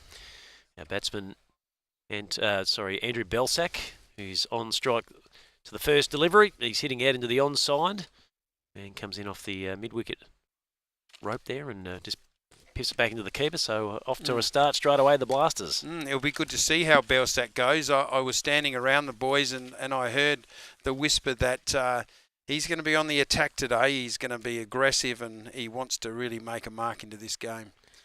Hill's bowling the ball just outside the off stump, getting a nice bit of tail away there, coming in from the vineyard end. Yeah, these balls that are being used are really swinging around nicely. I reckon the bowlers would be loving this ball this week. This time it's just, again, outside the off stump, but nicely worked away by Harding. Got some good bat on that too, so it's going to force a pretty decent chase on there by Josh Boyle. He's up to the task as he sends it back in to the wicket square. They'll get through for a couple. Nice strong left arm there on him. So it's still breezy out there. I haven't checked the speed, but it still looks like it's around that gusting of 30 as he glides it in and does a bit of outswing and just misses the inside edge. So none for 3. And Darren Hill enjoying the conditions here with the new RJR ball. Pushing into the breeze, which is allowing him to get some prodigious outswing here at the start. That one's just left the hand at the wrong moment, I reckon, and it's gone just a little bit wide. Was lucky to hit the cut stuff in the end. It certainly was. It was nearly a no ball. Managed to just hold it in there, though. Yes, as you say, I think it just got stuck in the hand. Quickly through, and this time Harding trying to control it out through onto the offside, but nicely pulled in there by Jason Fraser. Yeah, as I said earlier in the first innings, it's pretty tough effort for the Lightning Storm having to come back straight away this morning after a late night last night's game. Not much time for recovery as this ball's pushed down to a deep cover. Robert Bully, the man out there for the Lightning Storm. So the end of the first over, and Territory Blasters are no wicket for 5. Harding is 3, Belsack is 1. Pat Silcox and Darren Cheek with you. Of course, Peter Walsh and Michael Kasparovich are also part of our commentary team. We'll hear from those boys a little bit later on in the piece as we continue to watch this challenge for 167 by the Territory Blasters. Now, this is a man to keep an eye on because he was dynamic yesterday. Richard Anderson picking up 4 wickets.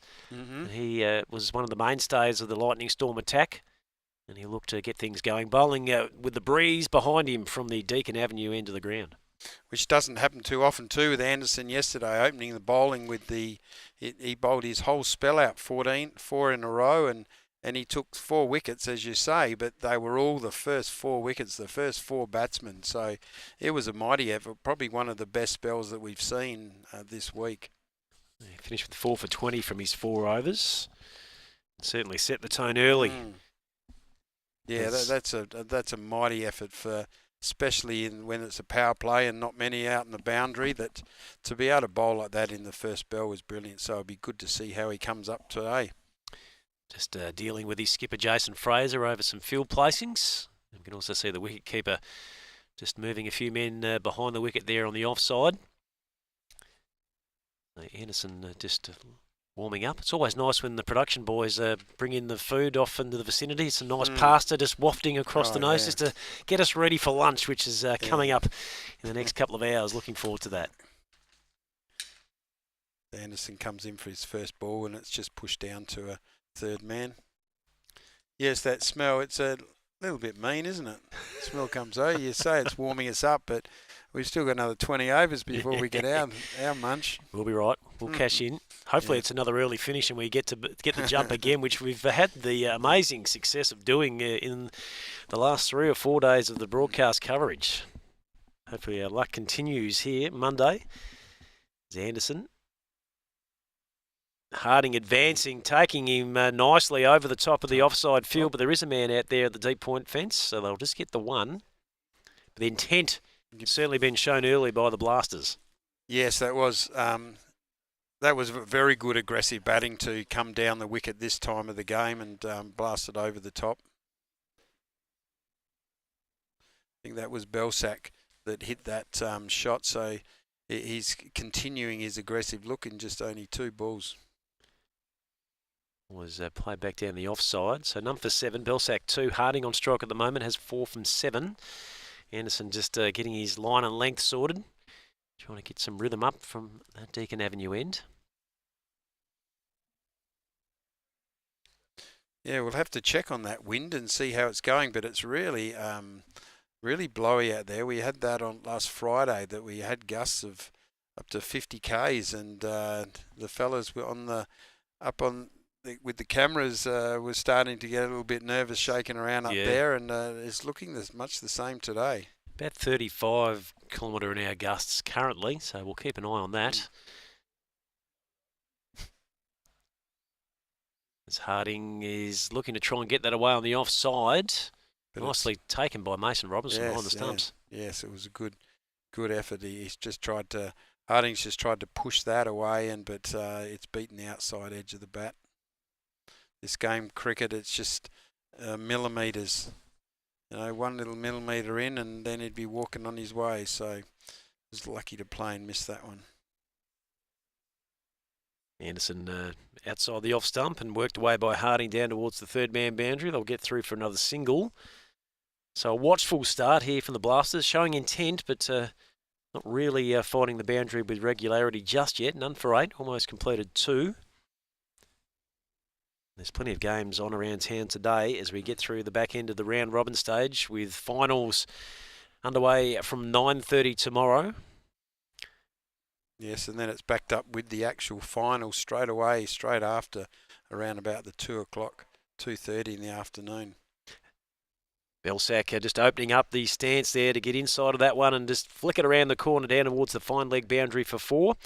So the Blasters now none for 12 after 2. Belsack is 6, Harding is 5, and Anderson going for 7 off his first over. So just quickly, some early progress updates from around the grounds. The John Hall Oval, the Phoenix Firebirds finished with 4 for 133. Saxon Kings have just had the 1 over so far. They are no wicket for 3. RJR All-Stars made 6 for 166 at Sarah Oval against the Sandgropers. That's going to be a keenly contested chase there, you'd think. And our other game, which is currently at its innings break at the Mildura Senior College, EV2 Cricket made 8 for 166 off their 20 overs. That's good that they ended up getting that 166. But I had a look earlier and I thought they might have been struggling, going to be to about 130, 140 in their innings. So that's a good finish for them. Darren Hill continues to Harding, who just pushes out to the offside, and they'll pick up a single. I think EV2 were about 2 for 88, then slipped to 7 for 117, and then got to 8 for 166. So swings and roundabouts, and that one at the MSC. As Hill comes back in, and Belsack in his aggressive style comes down the wicket to slap it. just to slap it down the ground, but he missed it, and lucky for him, so did the keeper. Yeah, and nice. It dropped to his feet and couldn't quite pick it up fast enough to have another go at the stumps in time. Mason Robinson made a little bit of a meal of it in the end as he missed the ball, lost his feet, went to ground, ended up taking a stump out just to see if he could make good the dismissal, but Belsac was good enough to get back into his crease. As we saw there on the replay, and I thought he'd done the whole same ball again, but yes, it was just a replay. Oh. He's almost had his gloves in front of the stumps there. As an interesting interlude there as Belsac allowed the ball just to roll dangerously back towards his castle, and Robinson was almost trying to shield him out of the way of it as they both watched the ball. And then Belsac looked like a ice hockey goalie by getting down on the ground and just putting that bat flat to make sure the ball didn't come back onto the stumps. Hasn't stopped him though, has it? That's the third one in a row. He's had a couple of near misses, but it hasn't stopped him. Comes down the wicket again and hits it down to deep mid-wicket. He's trying to get out and a smile on his face. Negotiate the swing of Hill, trying to maybe get them on the full. None for 14 in this, the third over. Harding faces this next one, and it's managed to get through. He just went to push it behind point, and he's missed it, and it's taken the off stump. Classic outswinger's dismissal there, right on the top of the off stump, hitting the bail. Just got a little bit too close for comfort there, and beautifully bowled by Darren Hill. Picks up his first scalp of this session. See the replay here. Slowed that ball down nicely. The crew here did. Yep. So Harding's on his way. New man to the crease, Brian Goodwin. So that's exactly what the Lightning Storm are looking for, an early breakthrough. Now they've just got to reset and get a partnership building here. Belsac still at the wicket on 7. Score is 14. Yeah, it'll be interesting to see what style of batting Goodwin does out here, whether he just starts grafting for a while and allowing Belsac to play his aggressive cricket, or whether he joins in and just tries to build that run rate right up in these first 5 overs for the power play.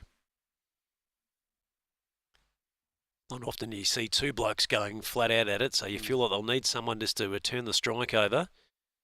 As Goodwin almost has that one go straight through him. Manages to get an inside edge out towards the man at backward square. That's very well bowled by Darren Hill. That's the end of his second over. 3 done, and it's the Blasters 1 for 14.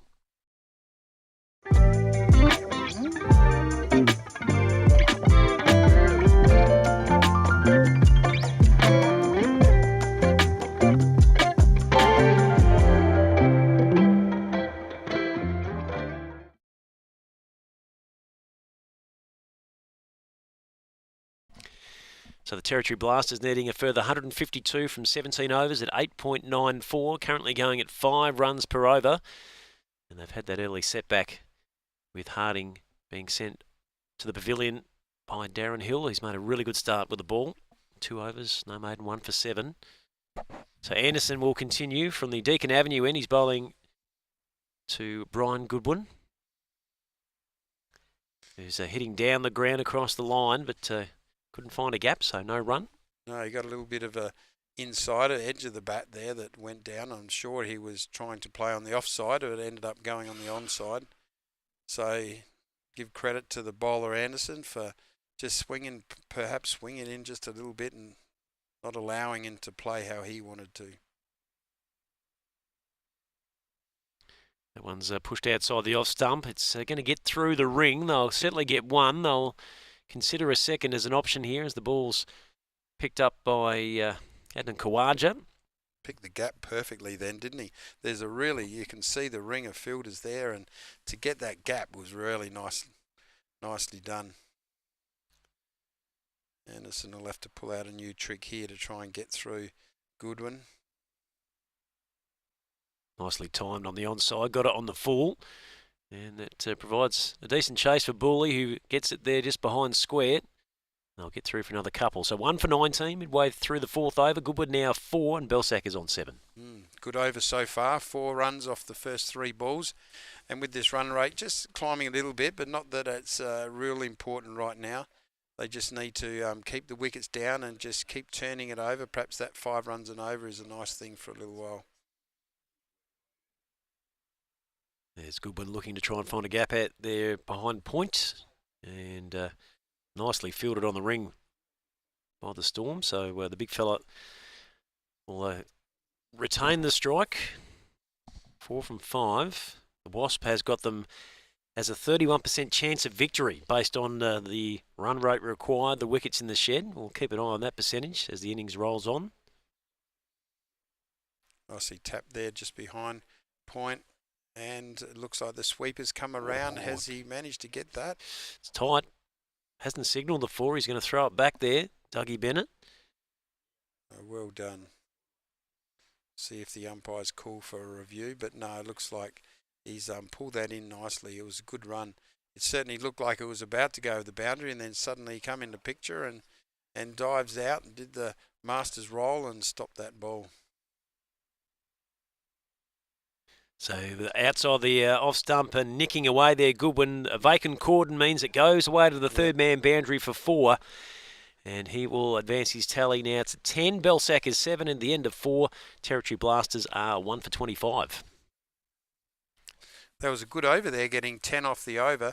We'll give that the credit to the batsman there in that last ball, that not having any having the vacant slips, that he purposely just pushed it down, got the outside edge and get it through. He looks good outside the off stump. The Anderson's side of the story. Yeah, no, just the way Goodwin is just getting on the back foot. He looks like a really comfortable player hitting it into the offside there. And as you said, I think it was intentional. I think he knew there was no one in the cordon and he just opened the blade nicely. Anderson just not quite getting the right spots at the moment. He's obviously was right on the stumps last night. Just been a little bit outside the off peg. And they've managed to cash in on a couple of occasions there through the offside ring. So 1 for 25. Darren Hill's going to continue. He's made a great start here. 2 overs, 1 for 7. And Belsac, will he look to advance as what we've seen from him so far? They're playing with a lot of confidence. I'll speak of that in a sec. Oh, he's pulled out the reverse lap there. Very exotic from the big man, but couldn't pierce the field. But he's certainly showing a clear intent. He wants to score from every delivery. Yes. I like how they're just, both sides are playing so confident today, and they could have been playing a bit nervously because both sides need to win this game to get into the top 4 to make the finals. Belsac backing away, trying to give him some room outside the off stump, but all he manages to do is just knock it down towards mid-off. Yes, I like how he just keeps on being aggressive and just trying. He stayed back in his crease that time, but he's pulled it around in the first over the boundary, down at a forward square. That's a very good shot. I think it probably surprised Hill by him actually staying in his crease for a change. So Belsac now 11, Goodwin 10, 1 for 29. So they've got that run rate up, almost nudging 6.5. They need to be going at 8.9. So that's a much better line and length from Hill, a little bit fuller. And just asking plenty of questions of Belsac there. Again, he just decided to remain at the crease, but it was an awkward sort of length. It probably just jumped up a little bit off a good length, didn't it? So he didn't get a chance to get underneath it. Well, if I was the bowler now, I think he's had 2 back in his crease. So I'm calling that he's going to come running down the wicket to this one. Here he comes. And he bang, goes downtown. Beats the man on the fence. Well done. Going to go for 4. So well, he's not far from that 6th sign, our great sponsor of car and truck rentals, 6th, and they put up $25,000 this competition if anyone can hit that, and I think Belsac might be having a look at that. Had a few new misses, haven't we, so far over the past few days? Belsac now up to 15, score 1 for 33, and Hill's just lost the control a little bit in this over, gone for a couple of 4s. Interesting to see what Belsac does this time, whether he's going to do his inventive little reverse sweep perhaps this time. No, he just stays back and tries to punch it behind point, but is fielded beautifully. Hit it with great power, but as you mentioned, Lightning Storm up to the task. So that is the end of the 5th over. Score is 1 for 33. We've moved into the second power play. The Blasters needing another 134 runs from 15 overs at 8.93. We'll get to a break at the end of this over, and I reckon we'll see Peter Walsh behind the microphone. And he'll certainly set us up for what else is happening around town, the points table, and all you need to know when it comes to the Global Spirit of Cricket Festivale. Game underway here today at the Mildura Sporting Precinct. Cheeky, we're playing on the wickets closest to the pavilion here, as you can see, so the furthest across to the right. Had a look at the wicket today. This one's probably got the most amount of grass on it, all being not very much, but looks to be a pretty decent strip. Yeah, first time we've seen this strip used this week. But that was a great first 5 overs. We saw, as I said before, the Lightning Storm got 33 off their first 5 overs, and but that was 0 wickets, and the Blasters are matching it at 33 as well. So this is going to be a tight game. 1 for 33. Good one on strike here. Anderson looking to make another breakthrough here for the Lightning Storm. As Goodwin's lofting down the ground, he's going to be taken. Nicely bowled by Anderson, just changing and variating his pace there. And Darren Hill gets his name on the scoreboard again after picking up the first wicket. This time he's claiming a very good catch out there in the covers. And Goodwin's got to go. Yeah, well, that was Darren Hill, as you say, taking a great catch. He's dived forward. The big fella's come running forward and taken a dive, and that is a great catch. Just manages to complete it before hitting the ground with a thud, as we see local legend Mark White now making his way to the wicket. The mail on him batting at number 4, Cheeky, was right on the money. Yes, good to see. I've been looking forward to seeing how Mark plays this week, and in any of our coverages we haven't been lucky enough to see him bat, so we'll see. He can be extremely aggressive when he wants to be, but he's also he'll glide it through the gaps and look where the field is. He's a busy player at the crease. He likes to tick it over, so he'll sum up his options here, trying to find where he can maximise his run scoring opportunities. There's just a quick adjustment. Counting the field just to check there's not too many players out there. Anderson's just looking for a slight tweak. His man down there at third man. Comes in to face his first ball and he just taps it down to third man. Looking forward to Belsack actually,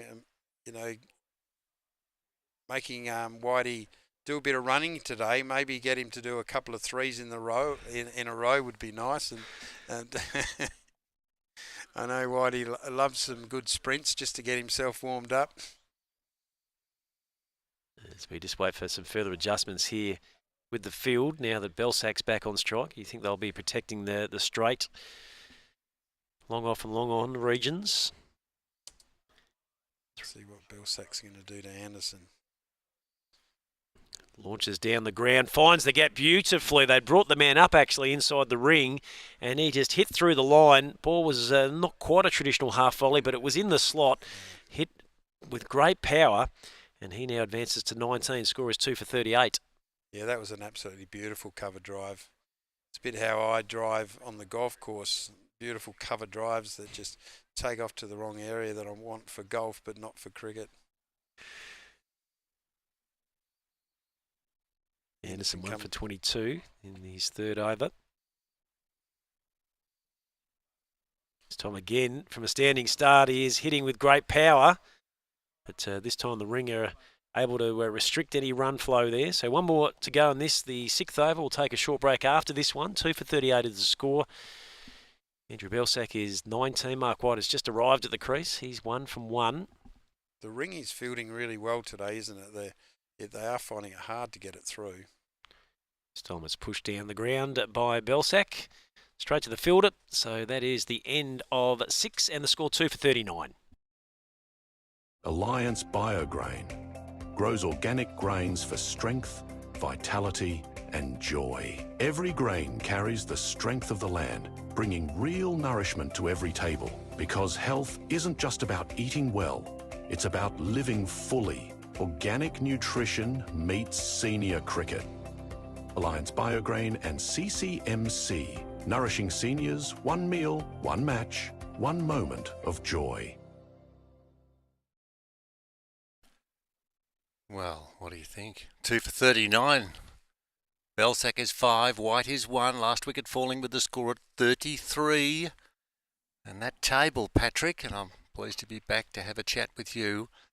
It's 6 to 1, half dozen the other. Who's going to finish in what order? We might have to continue on into next week because there's so much excitement here. Will you stay? Although you don't have to. Because you I'm live not going here. anywhere. Will you stay, Peter, is the big question. But this is an important game for Territory Blasters because they're sitting 6th currently with 2 wins and 4 losses. If they harbour any ambition of finishing in the top 4, they need to win this game. Yeah, good call. Good call as always. This ball hit down the ground, cross-batted somewhat. On the onside, they'll get 1. They should come back for 2. They think about it. And they do. The return coming in. No, just the 1. When the ball disappears from our view, you're not too sure as to how close the fieldsmen are. And so Belsack 21, White 1. 2 for 40. Hill in, delivers. And that kept a bit low. Dear me. Kept a bit low, and he was going to ask the question, but maybe there's a little edge into that. It had to be because he was dead set plumb in front. Otherwise, White going back and across, and as you said, that one really did stay down low, didn't it? And a special cheerio to Blake Myers and Darren Seaman, the curator and the assistant curator at this spectacular venue. You'd know those guys, but a very nice young fellow. And Blake was telling me he's also the president of the Mildura East Cricket Club, so he does a fair bit, doesn't he? Yep, takes a lot of responsibility for a young man. And Darren Seaman, one of the legends on the local cricket scene. Yep. This ball is held back a fraction, played wide on the onside. Good shot, misfield at mid-wicket, but they were always going to go for the quick run. And the interesting part about it, Michael Kaspovich, as always, was very keen to come over and say hello, and they were thrilled to be able to have a chat to Michael. And also, with glowing terms, Blake mentioned that he'd had a chat with Les Burdett when Les was up, and gee, that must be good for the curators to see that happen. Really good. Next ball, he advances and hits it hard and high, and a mighty blow. That could be all the way, if you don't mind. There's the ball they'll pick it up on. That's not the ball there, that's just something white. The ball is actually into the fence. Or did it go over? Might have gone over. We'll keep a close eye on that, but maximum result there for Andrew Belsack, who's looked to try and intimidate the bowling by approaching down the wicket, and this time he made clean contact. And he's starting to really build his confidence now. 27 from 17, White is 2, and the score is 2 for 47. Ball's come back, and this ball outside the off stump, kept a bit low. He cuts hard into the ground out towards cover point, and there's no run. That's the completion of the over. 8 off the over from Hill, 4 overs down. Anderson, 1 for 23, is the man who would be liking this form of cricket because he picked up 4 the other night, which was good. What do you think? 2 for 47, 7 down. They are chasing a target of, let's have a look and see if I can find it in my paper here, 167. Can they get there? Well, they've got themselves a good platform here. It's just a matter of making sure they can build a partnership. These two probably key men in the batting lineup, so if they can get through unscathed to drinks and then continue to build, White has certainly played a bit of cricket on this ground, so he knows the venue pretty well. And he certainly is a tactician at the crease. He'll know what's required, what he needs to do, and he'll just continually build his innings as we see some of the highlights from around the ground. Maybe, what was that? Well, maybe a bit of a memento from a team meeting maybe after the game last night. I reckon they've crept out of one of the wineries where we had the fog and the mist. Yes. Thinking that no one would be there to capture them, and they've been caught. Cool. Red-handed on camera as Boyle, left arm over it, bowls into the wicket. It's tucked around the corner by Mark White very comfortably, so they'll get through for a single. Yes, so there'd be a lot of people who would be enjoying themselves immensely, and the two that are behind the microphone, yours through Petty Walsh and Pat Silcox, we're doing just that. We've got the pleasure of having Michael Kaspovich, who'll be back with us during the drinks break right through until the end of this run chase. And we might even have a look at the table too, because it's very, very exciting. And what you did mention was the escape from obscurity was EV2 looked like they were going to be knocked over for 120 odd, and they've climbed out of a big hole and got a competitive score. They want to stay in second spot. This ball hit in the air, on the air, out towards the mid-wicket boundary. 1-2 bounces. It bobbles over there and was never going to be caught, but it was hit deep into the boundary. 2 for 49, Balsac 28, White 3. Nice read there by Rob Booley. Just timed his run nicely to collect cleanly. As Boyle pitches up to White, who's looking to try and take him out into the offside. Almost coming through the gate between bat and pad, wasn't it? Was. Good variations from the bowlers. And also, we take into consideration the fact that it's so breezy, it would be difficult to try and land it on that sixpence, they used to call it. And we've got a few of these local larrikins who've arrived dressed to kill. What is that to my right here? Remember that we, via our television, we can't actually point to who this person is. Do you know who he is? No, but I'm thinking I'm getting a bit of junkyard dog chains from WWE days. Righto. Yeah, okay. A lot of talk there, 34 gold, off and over. Gold status for 34 runs and an over, almost going for the 6 sixes, as this time Belsac is expanding his reach, going right across his stumps, trying to get it into the onside, and it's going to be caught a wide by umpire Bowden. So lots of runs being scored last night, and the person who was responsible for scoring those runs in a hurry is now out of total control, just walking circles, signing autographs, doing selfies, and I'd suggest that he'll be heading down Deakin Avenue and walking straight into the Murray River before lunchtime, maybe. Gee whiz, Walshy. Put him up to a bit of a challenge there. He's just enjoying the festivities. Oh, it's all good. It's the spirit of cricket. It is. As long as you don't have too much spirit before you get involved in your cricket. Yeah, plenty of spirit after, maybe, but maybe not too much fantastic. before. As we continue this, the 8th over. Blasters going at 6.64. Wasp has got them as a 35% chance of picking up the chocolates here. White back on strike. Tight and close, and he tries to run it down to third man and doesn't make contact. Through to the keeper. End of 8 overs. Walshy score is 2 for 52. 2 for 52. Belsac 14, White 4. Recreating a partnership where the first wicket fell with a score at 14. Now, can you just give us a quick look at the last wicket to fall? That was Goodwin, who was caught by Hill off Anderson for 10. 33 the score. 2 for 33. So 2 for 33. This partnership now worth 19. Starting to accumulate runs. Run rate 6.5. The run rate required is almost 10. It's a fair target. 2 wickets down. Very gettable, but that ladder that we did have, RJ Stars, they are cruising along nicely, only the one defeat. They're sitting on 10 points. EV2 is 8 points, and that game that they're in at the moment, how are they travelling now, old boy? Well, they've got Tara Taverners 2 for 15 in the run chase as they look to try and knock over 167. So Kratzy's boys are looking pretty good there. Now, no, we're not supposed to mention Kratzy's name because some of the other teams have to drink if we do. But I'll be very keen to know how many he made because he missed out last time. He did. And he was a little bit shaky in terms of his body. Well, he's only made the 2, and he's come in at, what do we got there, 4, 5, 6, 7, number 8. So I feel like he's just holding himself back a little bit, ready for the bigger games tomorrow. Sipple got 40-odd in that game too, and 44 Harris. not out to Harris. Yeah. So it's all about somebody saying, excuse me, I'm putting my hand up. I might not have been doing anything out of the ordinary, but I'm ready to fight fire with as much venom as I can right now. I like it. New man to the bowling crease is Matt Whedon. He's going to send them down. Belsac on strike. 2 for 52. Interesting times. Leg spin. Tosses up and gets hit in the air. And I'm just trying to work out how far that went. Didn't go that far. Well, let's have a look and see. I think he's been I caught. think he might be caught. Yeah, absolutely. So nice bit of work there by Craig O'Brien. Managing to pull that in as we'll get another look on the Enjoy Wine Char Grill and Bar action replay. The leg spinner just looping the ball up, and the advancing Belsac, who just got a bit of an edge to that as he just opened up his stance, and a nicely taken grab there just inside the ring, and Belsak's on his way for 29 from 21. Cord O'Brien bowled Whedon, and the score 3 for 52. How about that, Whedon's first ball? Yeah. And the changes, well, they've been fruitfully rewarded because picking up that wicket's so important. 3 for 52.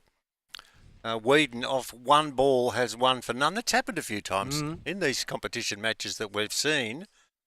And at 3 for 52, it's fascinating how the game swings and turns and roundabouts. Run rate 6.5. The run rate required nearly 10.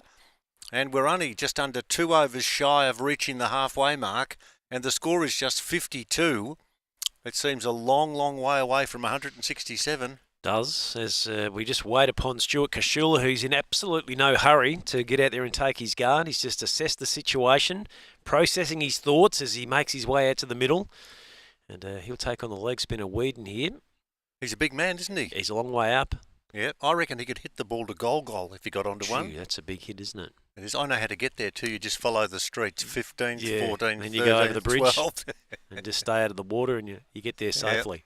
Yep. This ball tossed up, and it's allowed to slip through to the keeper. And you see Michael Kaspovich counting his steps each morning. Yes. And you've got from between 5 o'clock till 10 o'clock, so there's ample time to see him going very 5 nicely o'clock. too. Are you up that early, are you? I was just dreaming about it, I think. Okay. This ball outside the off stump spun a bit too.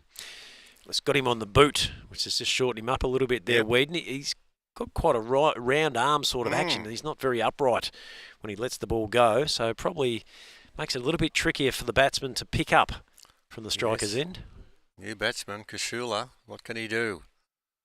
Got to keep these runs ticking over. That's tossed up and spun away, but he hits it well off the back foot, punches it towards the extra cover boundary. They go through for 1. Will they come back for 2? I don't think so. No. Just the 1. And we were asking because we were throwing questions at each other with the cast of thousands here, and not a lot of 3s have been run, have they? No, not too many. It's either been boundaries or 1s and 2s. This ball is tossed up and taken off leg stump, over-pitched slightly and punched out into the mid-wicket region where they'll go through for a single. 3 for 54. Kashula is on 1, White on 5. We are 1 run shy of the completion of this over. Patrick will stay with us because we've got Michael Kaspovich coming back in. He's working on his social calendar, so he's doing very well too. I not want to say too much, but I think he's almost in a situation where he can buy a pair of thongs. Okay. It's a day for thongs. As Whedon throws it up, attempted to hit across the line is Kashula, and that's the end of 9 overs here at the Mildura Sporting Precinct. Territory Blasters are 3 for 54.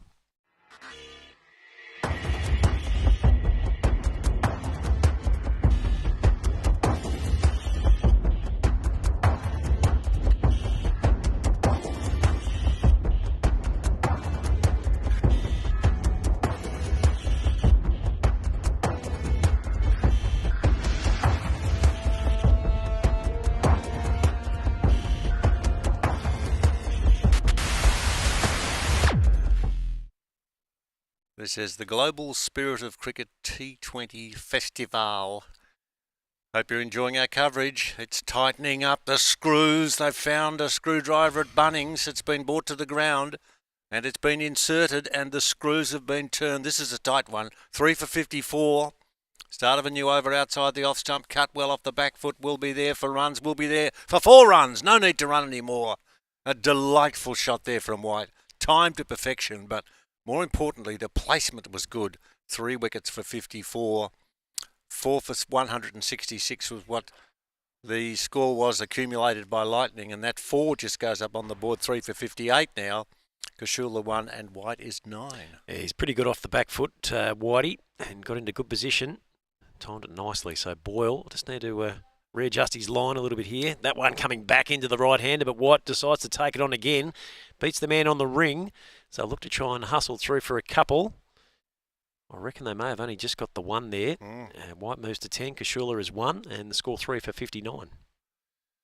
That target almost getting to start to talk about under 100 runs to try and get there. He waits and pushes gently forward of point on the offside for a single. So they're quite within their right just to go quietly. They can slap a 4 every now and then. Mostly is required at least one each over. Run rate is 6.3 at the moment, and it's up to 10 to be required. So they can't stuff around. They've just got to keep on moving there, Patrick. They do. I reckon they'll have an over in mind where they'll look to really cash in and go big. It's a good ball too. Nearly got through him, I thought, for a moment. He seemed to have the big strong backlift and then was able to jam down on it and play it back on the onside for no run.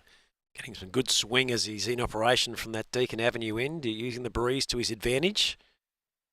White will just need to be careful here. He doesn't let one sneak through the gate.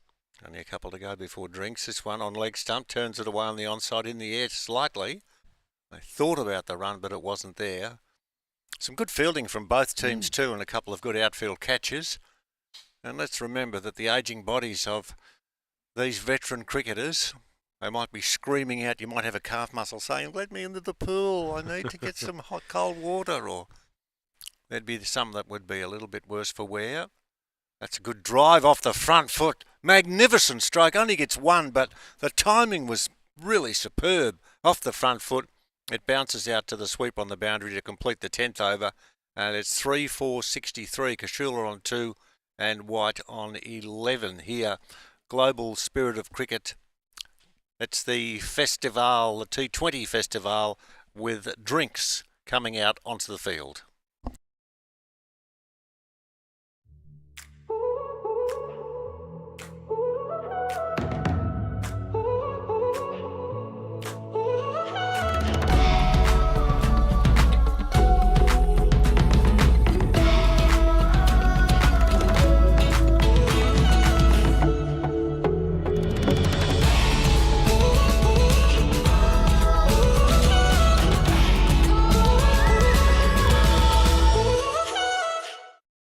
What's going on?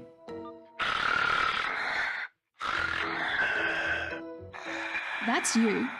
What do you expect me to do about it? It's time. It's time to see my mates at CPAP Direct.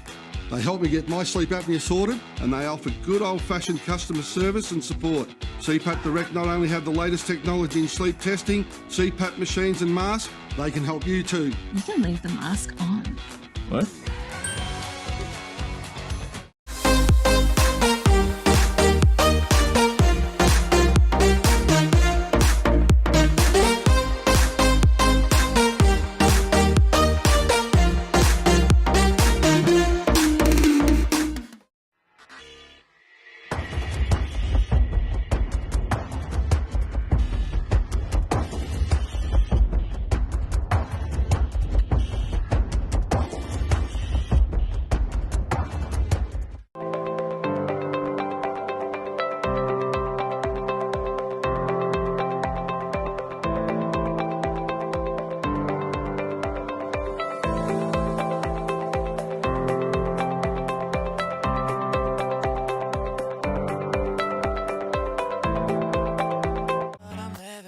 Say I'll never waste my time. I'm all you want.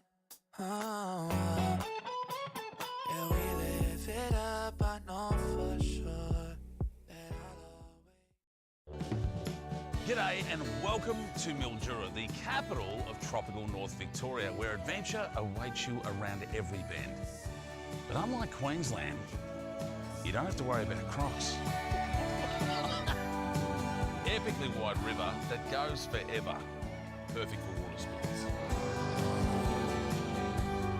Your next adventure is in Mildura and it's just a short flight away. We'll see you there. Tropical North Victoria, Mildura. There's a bit of competition as we welcome back Michael Kasparovich to our coverage. Mildura looking for bragging rights and saying this is where people should come for holidays. And of course, you come from Brisbane, where you've got the Gold Coast and the Sunshine Coast. And you've got places where I love to go, like the Dapto Dogs, that sort of stuff. There's a lot to look forward to when you go there. And that first ball of the next over is belted down the ground. And the 4 will be registered. White and Kashula getting together. Kashula is 2, White is 11. It's 3 for 61. They need to score 106 off another 60 deliveries. It's nice and tight and tense. Welcome back, Michael. Oh, it's great to be back here. I haven't gone far at all. Oh, well, you went about a metre away. I did. Plus, also, I took my shoes off and was walking around on the fresh grass. Okay, well, I'm pleased that you've shared that moment with us. And just on the fact that I mentioned sandals, because you've got to be a bit careful, not you, but how other countries talk about footwear. For example, the New Zealanders, they don't call them sandals over there. They call them jandals, is it? Is it jandals? I think it is. Who calls them flip-flops? You. Is it the English? I'm not sure. I know there's a flip-flop, and I suppose even these days, and thanks to Borat, the thong. The thong, yep. Oh, there's good names for all and sundry. We're learning a lot too, because when we had earlier on the United States were here, and we had Canada here, we had New Zealand here. It was just so much fun.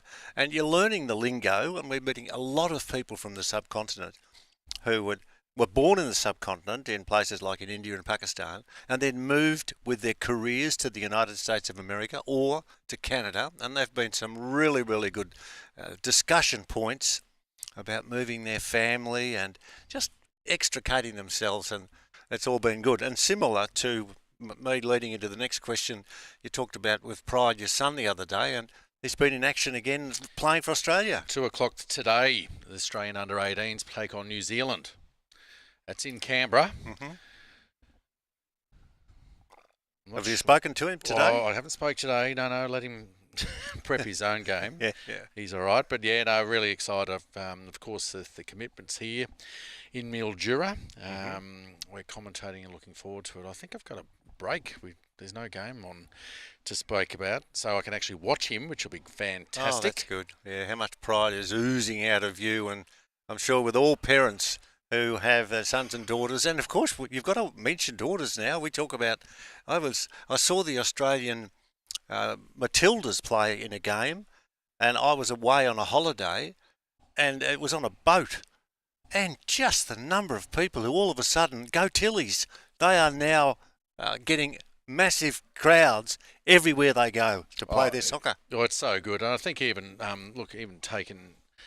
You're representing Australia in any sport. And of course, cricket with the highly successful Australian women's team. Yep. They've just dominated, I think, every trophy. Yep, that's World Cup turn World for them. Absolutely. So it's wonderful. Yep. Well, there's another form of cricket that we're watching here, and the strike is right. Who will get the strikes and who will get it right? It's 3 for 73. Kashula is 3. White is 20, and we have 95 runs to win off 53 balls, 7 wickets in hand. Boyle is the bowler, and this partnership surely now, with it starting to build and starting to get runs in the bank, is such an important one. Boyle delivers, kept a bit low as he bowled. Not quite. I thought for a minute it crashed through and might have tickled the ball onto the stumps, but not to me. I'd like to have a look at this one if you don't mind. Well, look at this. A little bit of swing back in. A bit of in-swing with the left arm coming over the wicket. And also, too, have a look. It didn't bounce as much as the batsman actually was expecting. He actually indicated, felt like it kept a bit low, but just nearly rolled back onto the stumps. Was that close? Was that close? The next one wasn't. No. As we've just missed it, it looks like a boundary, and a big boundary at that. 6 of them. Yep. 3 for 78. Bashula 9. White 20 off 20. Good task here, isn't it? Yeah, and just Ripper. those couple of boundaries there, things change dramatically. Boyle delivers. And that jags in from outside the off stump, and it was pushed away to short cover. They'll walk through for a single, no real hurry. The captaincy is, look, let's spread far and wide and cut off these boundaries, even if the sweepers are out there, just to move around and go over the cut grass and sort it out. 3 for 79, 11.4 overs have been bowled. This ball on leg stump, pulled away very nicely indeed, back of square for 4. Good shot. That's impressive, that. It just off his hip was able to hit that just behind square leg. There'll be a man possibly forward square, maybe even mid-wicket, but just enough on it. Didn't try to overhit it, and really well-timed shot through there. 3 for 83. 84 to go, so the climb up Mount Everest continues. 3 for 83. This ball outside the leg stump and it's pulled viciously. One bounce just shy of the 6, just shy of the maximum. That was hit cherry ripe right off the middle, and that flew away and just fell shy of being a big maximum. That's a good over. Let's go 4, 8, 9, 15. 16 runs off that over, Michael. It's 3 for 87. The partnership is starting to gather momentum. We've got now 48 runs, 48 balls remaining, and they need 35 runs, so it's a good tight contest. Yeah, that's the partnership of these two, and of course the 14 runs off that last over has made things a whole lot easier. But look, it's just amazing, isn't it? The longer you're there, I always say, keep saying it, the easier it gets. And Kashula, he's looking really good.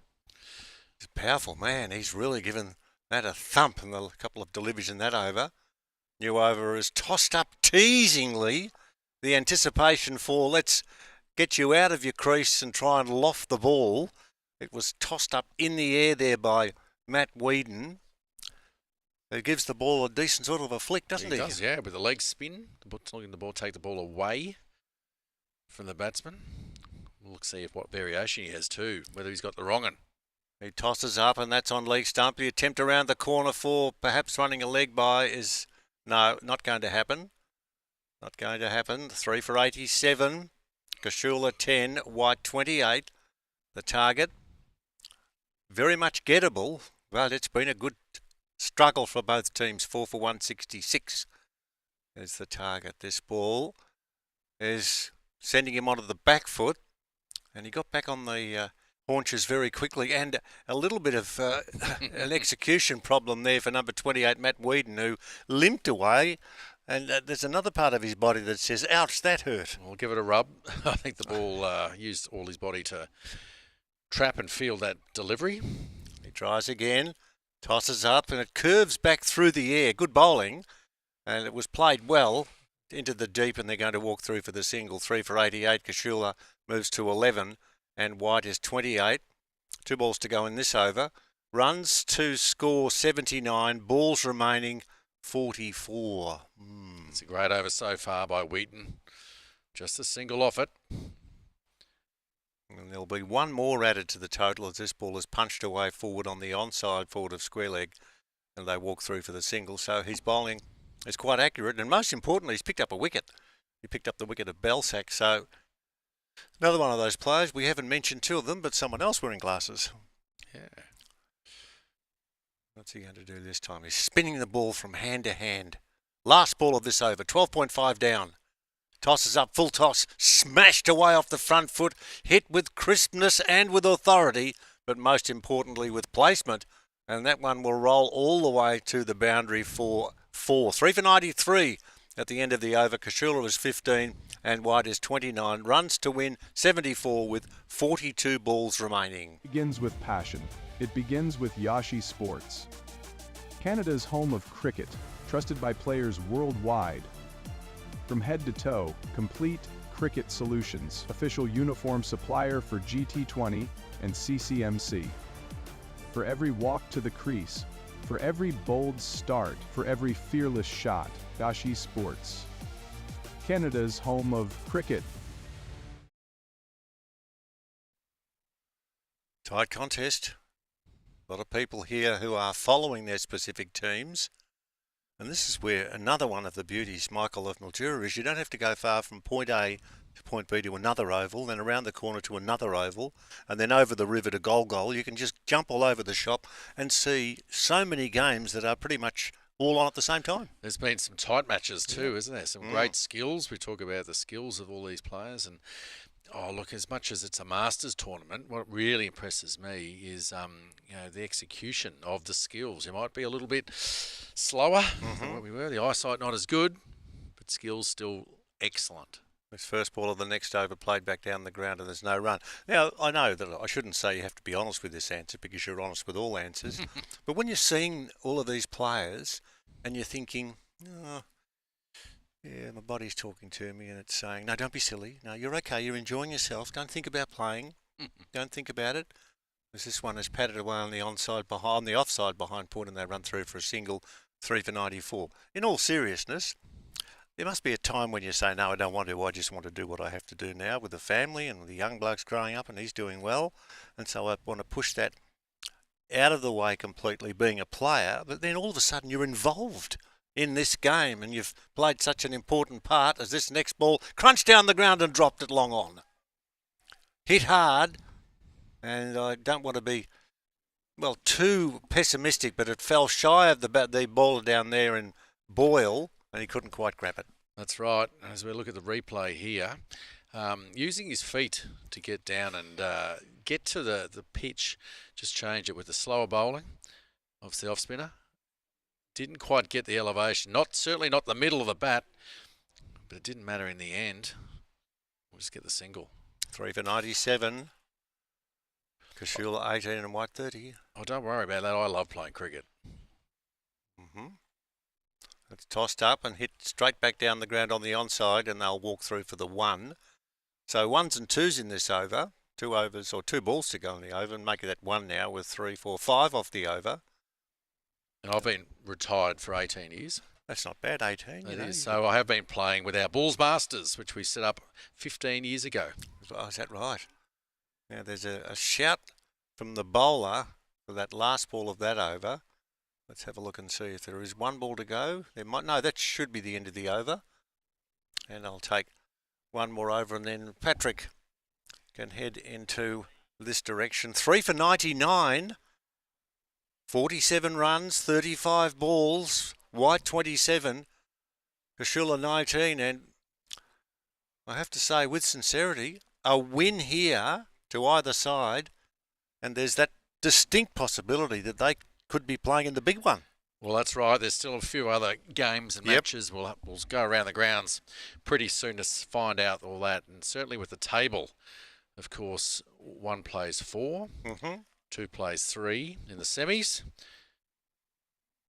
I understand that's the go. Yes. And then we end up with the final. Of course, there's the prize money, $25,000 prize money to the winning team. Snowed in. Bowles as he stumped. A big shout for stumping, and it's a wide. This is interesting. Well, he still can get stumped Yeah, off the of course wide. you can. Great bit of work there. Full ball down the leg side. And sharp work. I talked about the skills before. We love seeing it. And certainly from all the keepers have been outstanding. Talk us through it. Well, you know that he's going to come down the wicket. His intentions there. But this bastard delivery, just down there, unable, and just quick work behind the sticks. How about that? He's ready for it, isn't he? We'll have a good look at this from the side on here. And just the timing of this, sharp as you like, it was outstanding work behind those stumps. Yeah, you don't see too much better than that. And we've been very much high in our praise, Michael, of all of the glove men who've worked so diligently at their trade, and they take a significant amount of pride in their trade. Of that there is no doubt, and that was very well done indeed. The score now 4 for 100. With 67 runs to score off 36. I'll have 1 more over, Patrick, if that's okay, and then jump in until the end of the game, which is not going to happen until, well, we're 14 overs down, 4 for 100. Are they still a chance? Oh, absolutely. Absolutely. We've seen teams come here. We saw a 34-run over yesterday. We did, yep. And that was the Lightning. The Lightning Storm. With the bat in hand, and that changed the total. There was looking about 130 and ended up with 170. 4 for 100. That ball on leg stump. Big appeal for LBW. He tried to sweep that ball away on the onside. Frustrations being experienced there. The bowler turned and looked. Didn't say anything. But what would you have said if you were out there? There's going to be the replay. And how close was this to a shout for LBW? Well, you generally don't appeal unless you think it's out, and they certainly thought it was there. It was pretty straight, but obviously with the umpire, and of course being the spirit of cricket, respect the umpire's decision. Yeah, and we say that with sincerity too. Absolutely, Yep. absolutely. And all the Yep. players get straight on with it Yep. and get into it. That's the beauty of it. 66 runs to win, 33 balls remaining. Changing commentary at the end of this over. That ball wide outside the off stump and slammed away just forward of point, but straight to a fieldsman. No run. These two out there now with another wicket falling at 4 for 101.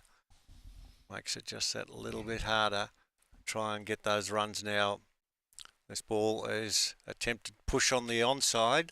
He played across the line and there's no run. So this is a good over. A wicket, then ... 1 ... So it's getting dotty out there and they need to score something with this last ball. 14.5 overs being bowled. Last ball of this over. And the attempt to drive a ball on the way on the offside. That's a good tight over. Very good over indeed.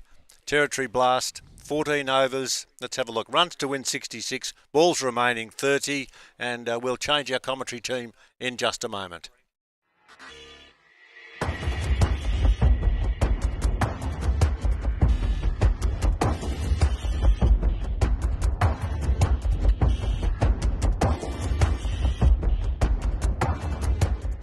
Every moment captured in real time. Wickets, boundaries, bowling, batting, all brought to life. Vision AI turns data into visuals for analysis, streaming and content. NV Play. Vision AI. The future of cricket is here. Live play resuming here at the Mildura Sporting Precinct. 15 over mark. It's the Territory Blasters 4 for 101. The equation, they need 66 to win from 30 deliveries. So they need a good over here somewhere, Michael. And we've seen that before, haven't we? We have. Pat, you can score your runs quickly. They're certainly looking for this, the Territory Blasters. As we see Rule advancing and trying to get it past the man there at 45 on the ring. Nice bit of fielding to knock it down, so they'll just get the single. Score advances to 4 for 102. Plenty of cricket on around town, as we've come to expect over the past couple of weeks, Casper. And as we wait for this one from O'Brien, we'll check some of those other scores. Full pitcher, down the leg side, beats the man this time and goes away for 4. No, it doesn't. I thought it was all but gone. They've managed to get there and retrieve nicely. So just the single, as it turns out. 4 for 103 off 15. Fire away with that first one. Well, the Phoenix Firebirds, 133 for 4 off their 20. Saxon Kings, 103 for 1.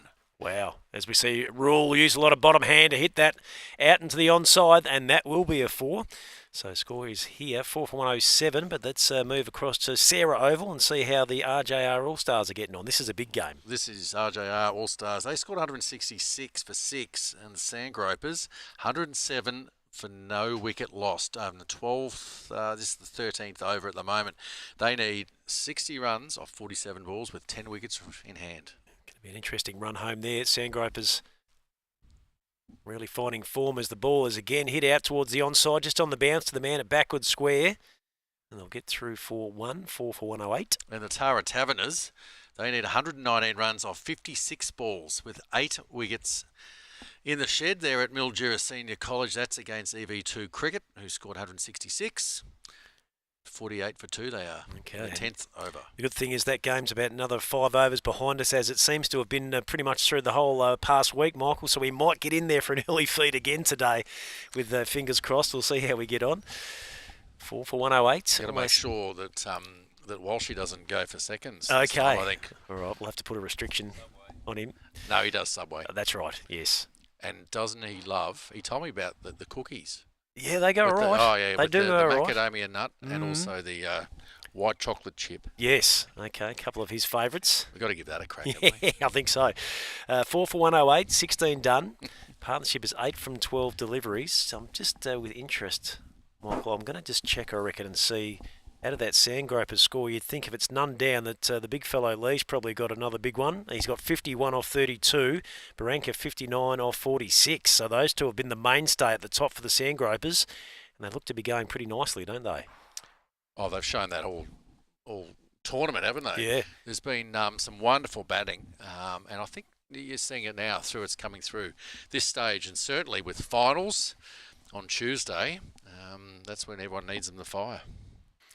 All right, so what do we got into the attack? Matt Whedon, he's the man. He's bowling the leggies. And that's well bowled. It's pitching on leg and going across the right-hander through to the keeper. There's some spin there too, wasn't it? It's a bit of grip. He's got a reasonably sort of almost a sidearm delivery, hasn't he? He doesn't get the arm up too high, so maybe a bit hard to pick up from the batsman's perspective. Swing and a miss. Or has he been... what's the dismissal here? They're appealing. Yep. They want a third umpire. He's going to go. So he was either caught or he was stumped. I think he might have just nicked off. I think he has. I think he's just got a little bottom edge on that. It's gone through. The keeper obviously heard it, the bowler, and then he knew straight away. So he wasn't even waiting for the umpire's decision. Of course, in a spirit of cricket, knew that that was out. But again, Mason Robinson behind the stumps. Absolutely outstanding. We saw a stumping earlier, but even that there. Well, had to be a nick because the foot didn't move. A little bottom edge. Yep. I think he was almost signalling to the umpire, I got a bit on it. That's wonderful work there from Mason. All right, so we've got Steve Buck Rogers now, the man out in the middle. As the task is looking to become a bit tricky, isn't it, for the Territory Blasters now? 59 from 22. Mark White looms to be the key man here. He's settled. He's been at the crease. He's got to take it on, doesn't he? He does. He certainly does. And there's never any time for a new batsman. Certainly not now with only 22 balls. And he's been proved hard to hit, hasn't he? Is Whedon. 2 for and 8 like off you 2.2. said, I know Stuart McGill had this sort of more round arm, certainly than Shane Warne. Yep. I'm not sure he's as round as this, though. Oh, that's a perfectly pitched Well leg bowled. Spin delivery. He's got him on a 10-cent piece at Well, the he's moment. actually, I think, with the breeze too. It's sort of almost Drifting got a bit in, of isn't he? it's kind of it's wonderful bit of bowling. This, I'm thinking he's coming down. He's going to use his feet. Tries to swing him out to the onside. Doesn't make great contact with it, but it will be a single. But, Whedon's really got his tail up here, hasn't he? Well, the temptation here too is because he's bowling from the end with the vineyards. Yep. And the batsman's hitting with the breeze. He's bowling exceptionally well with the conditions. White advances, goes down towards long on. Just the one again, so score 5 for 110 now. Almost completed 17 overs. We are, of course, in the third power play, so Lightning Storm can have 5 men outside the ring, so they've got some good protection.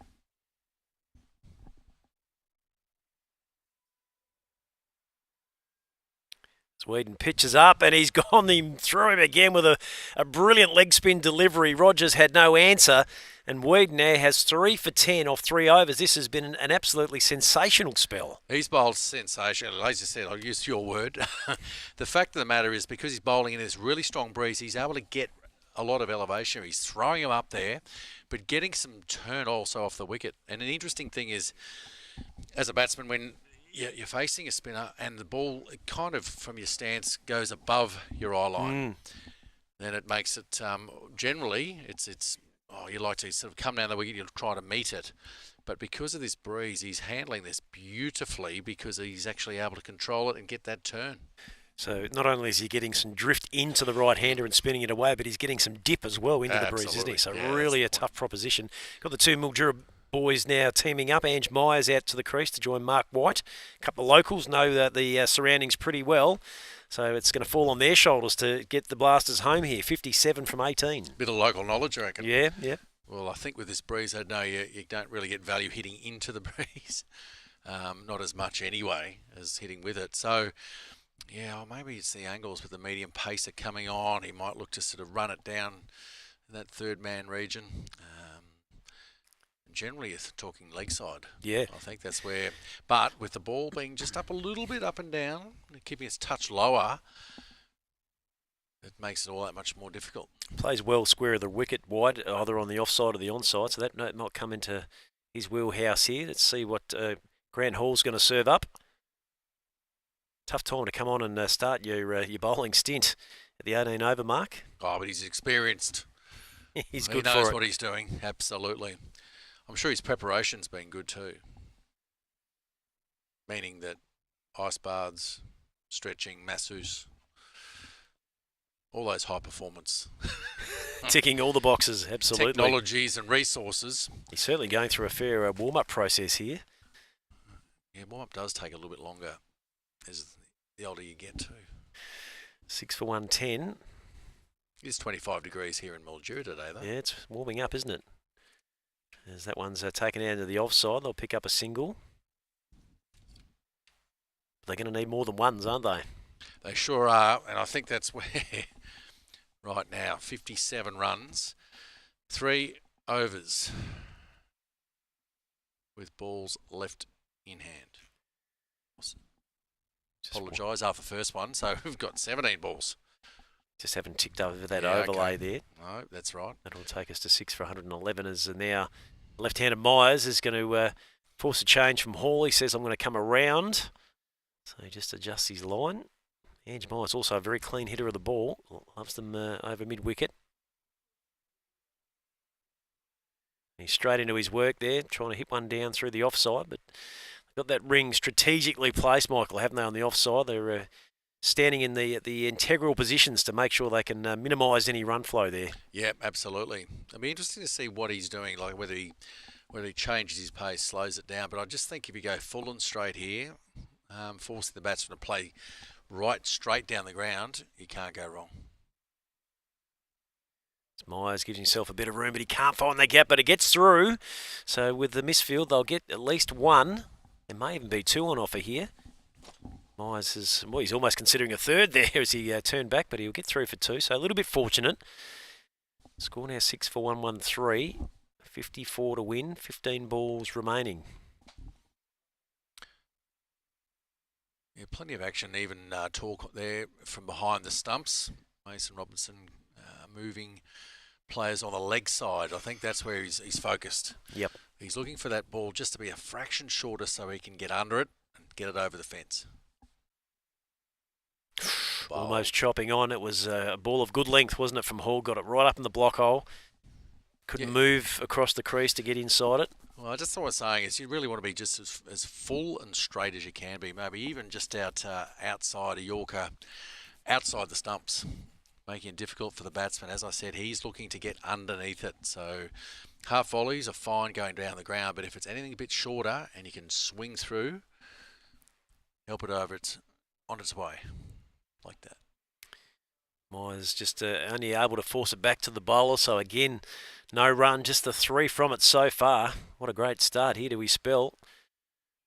1 for 3, 6 for 113. So we're almost at the 2 overs remaining stage. So it is getting really grim for the Blasters. They're going to need to start to clear the pickets.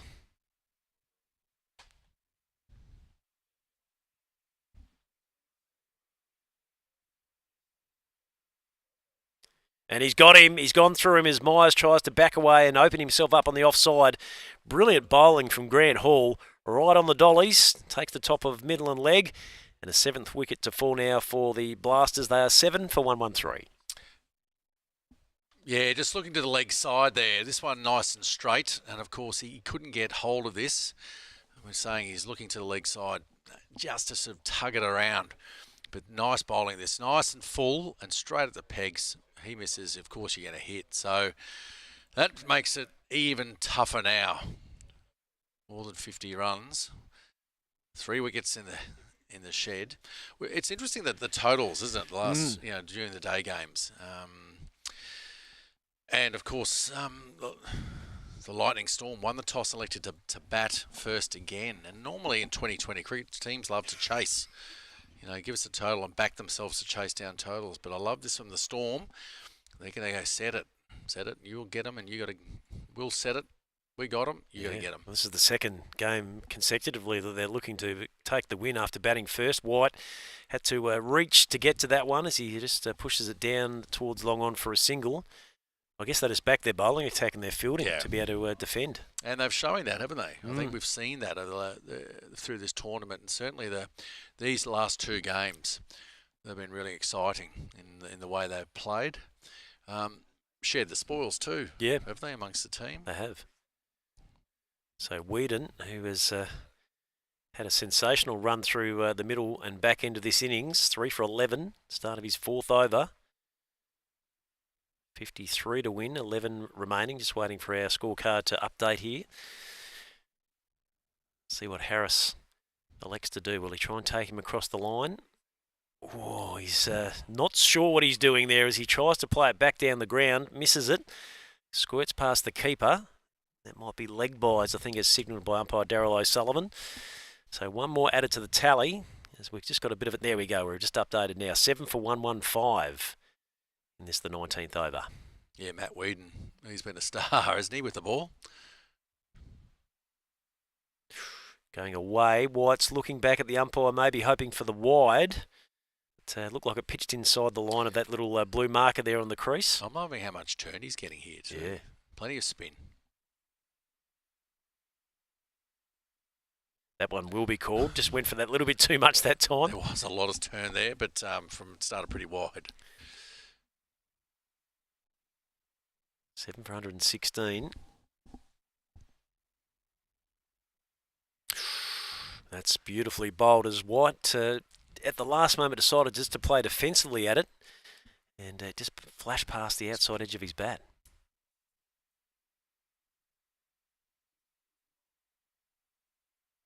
Just taking him into the onside, not prepared to advance and try and get him on the full, wants to try and play it from the crease. No, Matt Whedon, outstanding this spell. 3 for 13 has been not only tight, obviously, and hard to score from, but I think that's created the wickets. It's been great. And I've just loved, like I said, the skill of actually throwing it up, bowling into the breeze, getting the dip, and plenty of turn. Left-hander Harris is heading out into the offside, can't find a gap.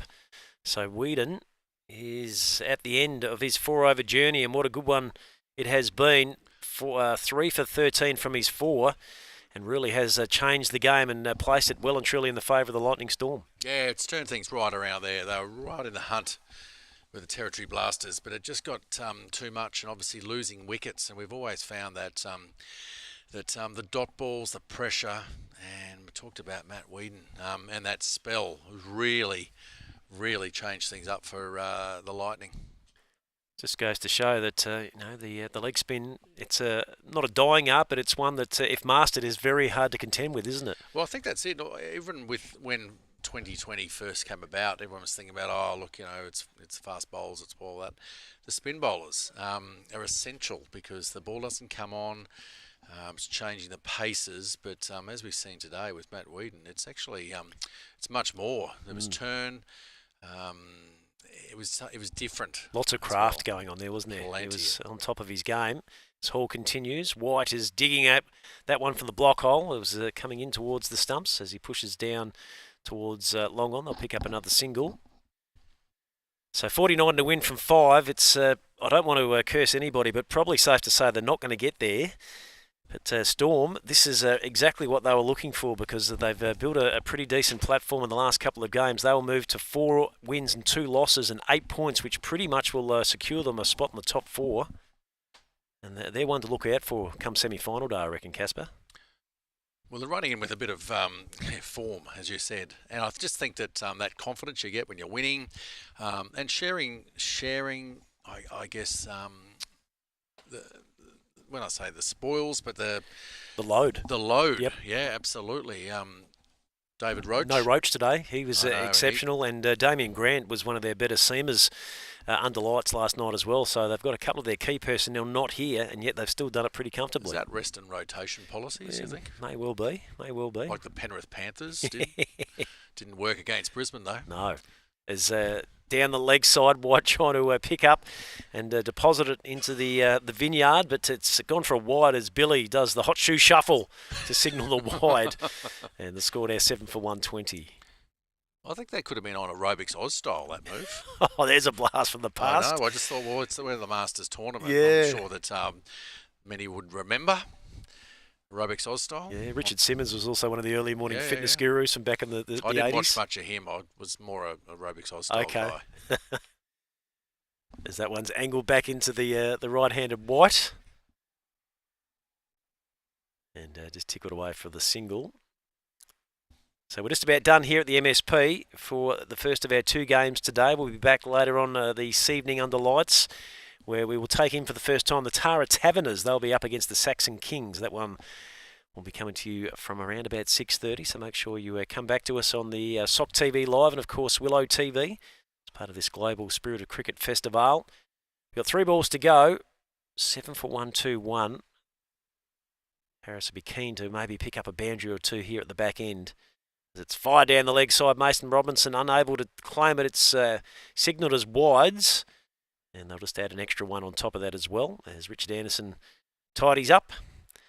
And the score advances to 7 for 1-2-3. Yeah, they've looked so good, haven't they? The Lightning Storm. And as we said, different players. David Roach, outstanding. Is he missing this one? A bit of a... Was it a hamstring? Yeah, maybe just a little bit stiff and sore. He was floating around with the gold chain around his neck as the key performer from the game last night. He was in good spirits. I thought that was just a fashion statement. As White hits and finds the gap on the onside through mid-wicket, so he advances his score now to 42. There we go. And Billy still got all the moves there. With 2 balls left. I think that's the signal, isn't it? Is it? Yeah. Was that still part of the dance move? No, I think that was the saying that we've got a couple to go. Now, I guess if White's calculated his run here, he's got 2 balls left, 2 boundaries would see him chalk up a half century. I'm sure he's all over that. He'd be well aware. But 2 sixes too would be better, wouldn't it? Yeah, it would be.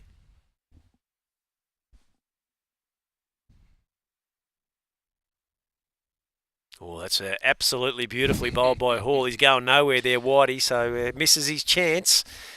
Still could get a maximum off the last ball, but Hall's done a really good job here at the death. 1 for 13, almost through his second over. 7 for 1-2-7.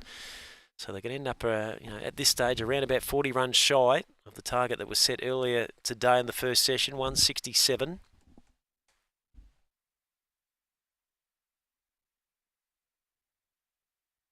As White gets hold of that one over the onside, she's gone all the way. Didn't miss out that time. Finishes with 48 from 43, and the Blasters get to 7 for 133 from their 20 as Billy picks up the bails and says, "We're out of here." Thanks very much. I'm hungry. It's now lunchtime, says Billy. Well, what a performance that from the Lightning Storm.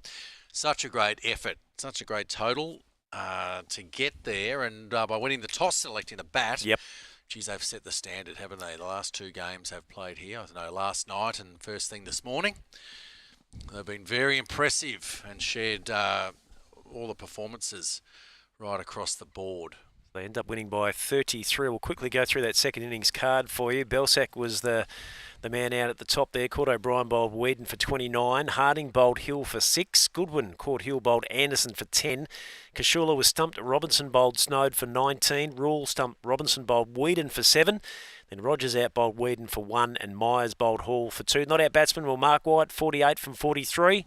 And Harris, 1 off of 3, 7 for 133 in their 20 overs. Best of the ball, absolutely no doubt, was the man Matt Whedon, 4 overs, no maiden, 3 for 13. But they did share it around. Hill picked up a wicket, so too did Anderson, Snowd and Hall. So a comprehensive win, which, as we mentioned, sees the Lightning Storm now from their 6 games, 4 wins and 2 losses with 8 points. So they will certainly be in that top 4 of the draw when it comes to semi-finals tomorrow. And just quickly, Casper, around the ground, you've got a few updates for us. We do. So over at the Sarah Oval, really interestingly, the Sandgropers were chasing 166 from RJR. They set that. They need 4 more runs. 163. Or they've just done it. 2 runs they require off 12 balls with 10 wickets in hand. That means that they too will actually move to 8 points. Tightening up, isn't it? The whole competition, absolutely. Then the next one. You can just see that Lee's 85 from 50, Barranca 70 from 57. So Jamie Lee had, I think it was about 250 runs coming into today's play. So he is absolutely having a tournament, isn't he? He sure is. Look at the senior college, EV2 cricket, 166. Right on top of the Tara Taverners. Taverners 74 for 6. Yeah. They need 93 off 28 balls, so that's gone. Got a bit of work to do there. We've got another one that may have slipped into the results category out of the live section, so we may well bring you up to speed with that one a little bit later on this evening as we bid you a fond farewell for now here at the Mildura Sporting Precinct on behalf of Peter Walsh, Michael Kaspovich, also our good man Darren Cheek and the BeLive streaming crew. It's Pat Silcock signing off, and we'll see you at 6:30 later on tonight.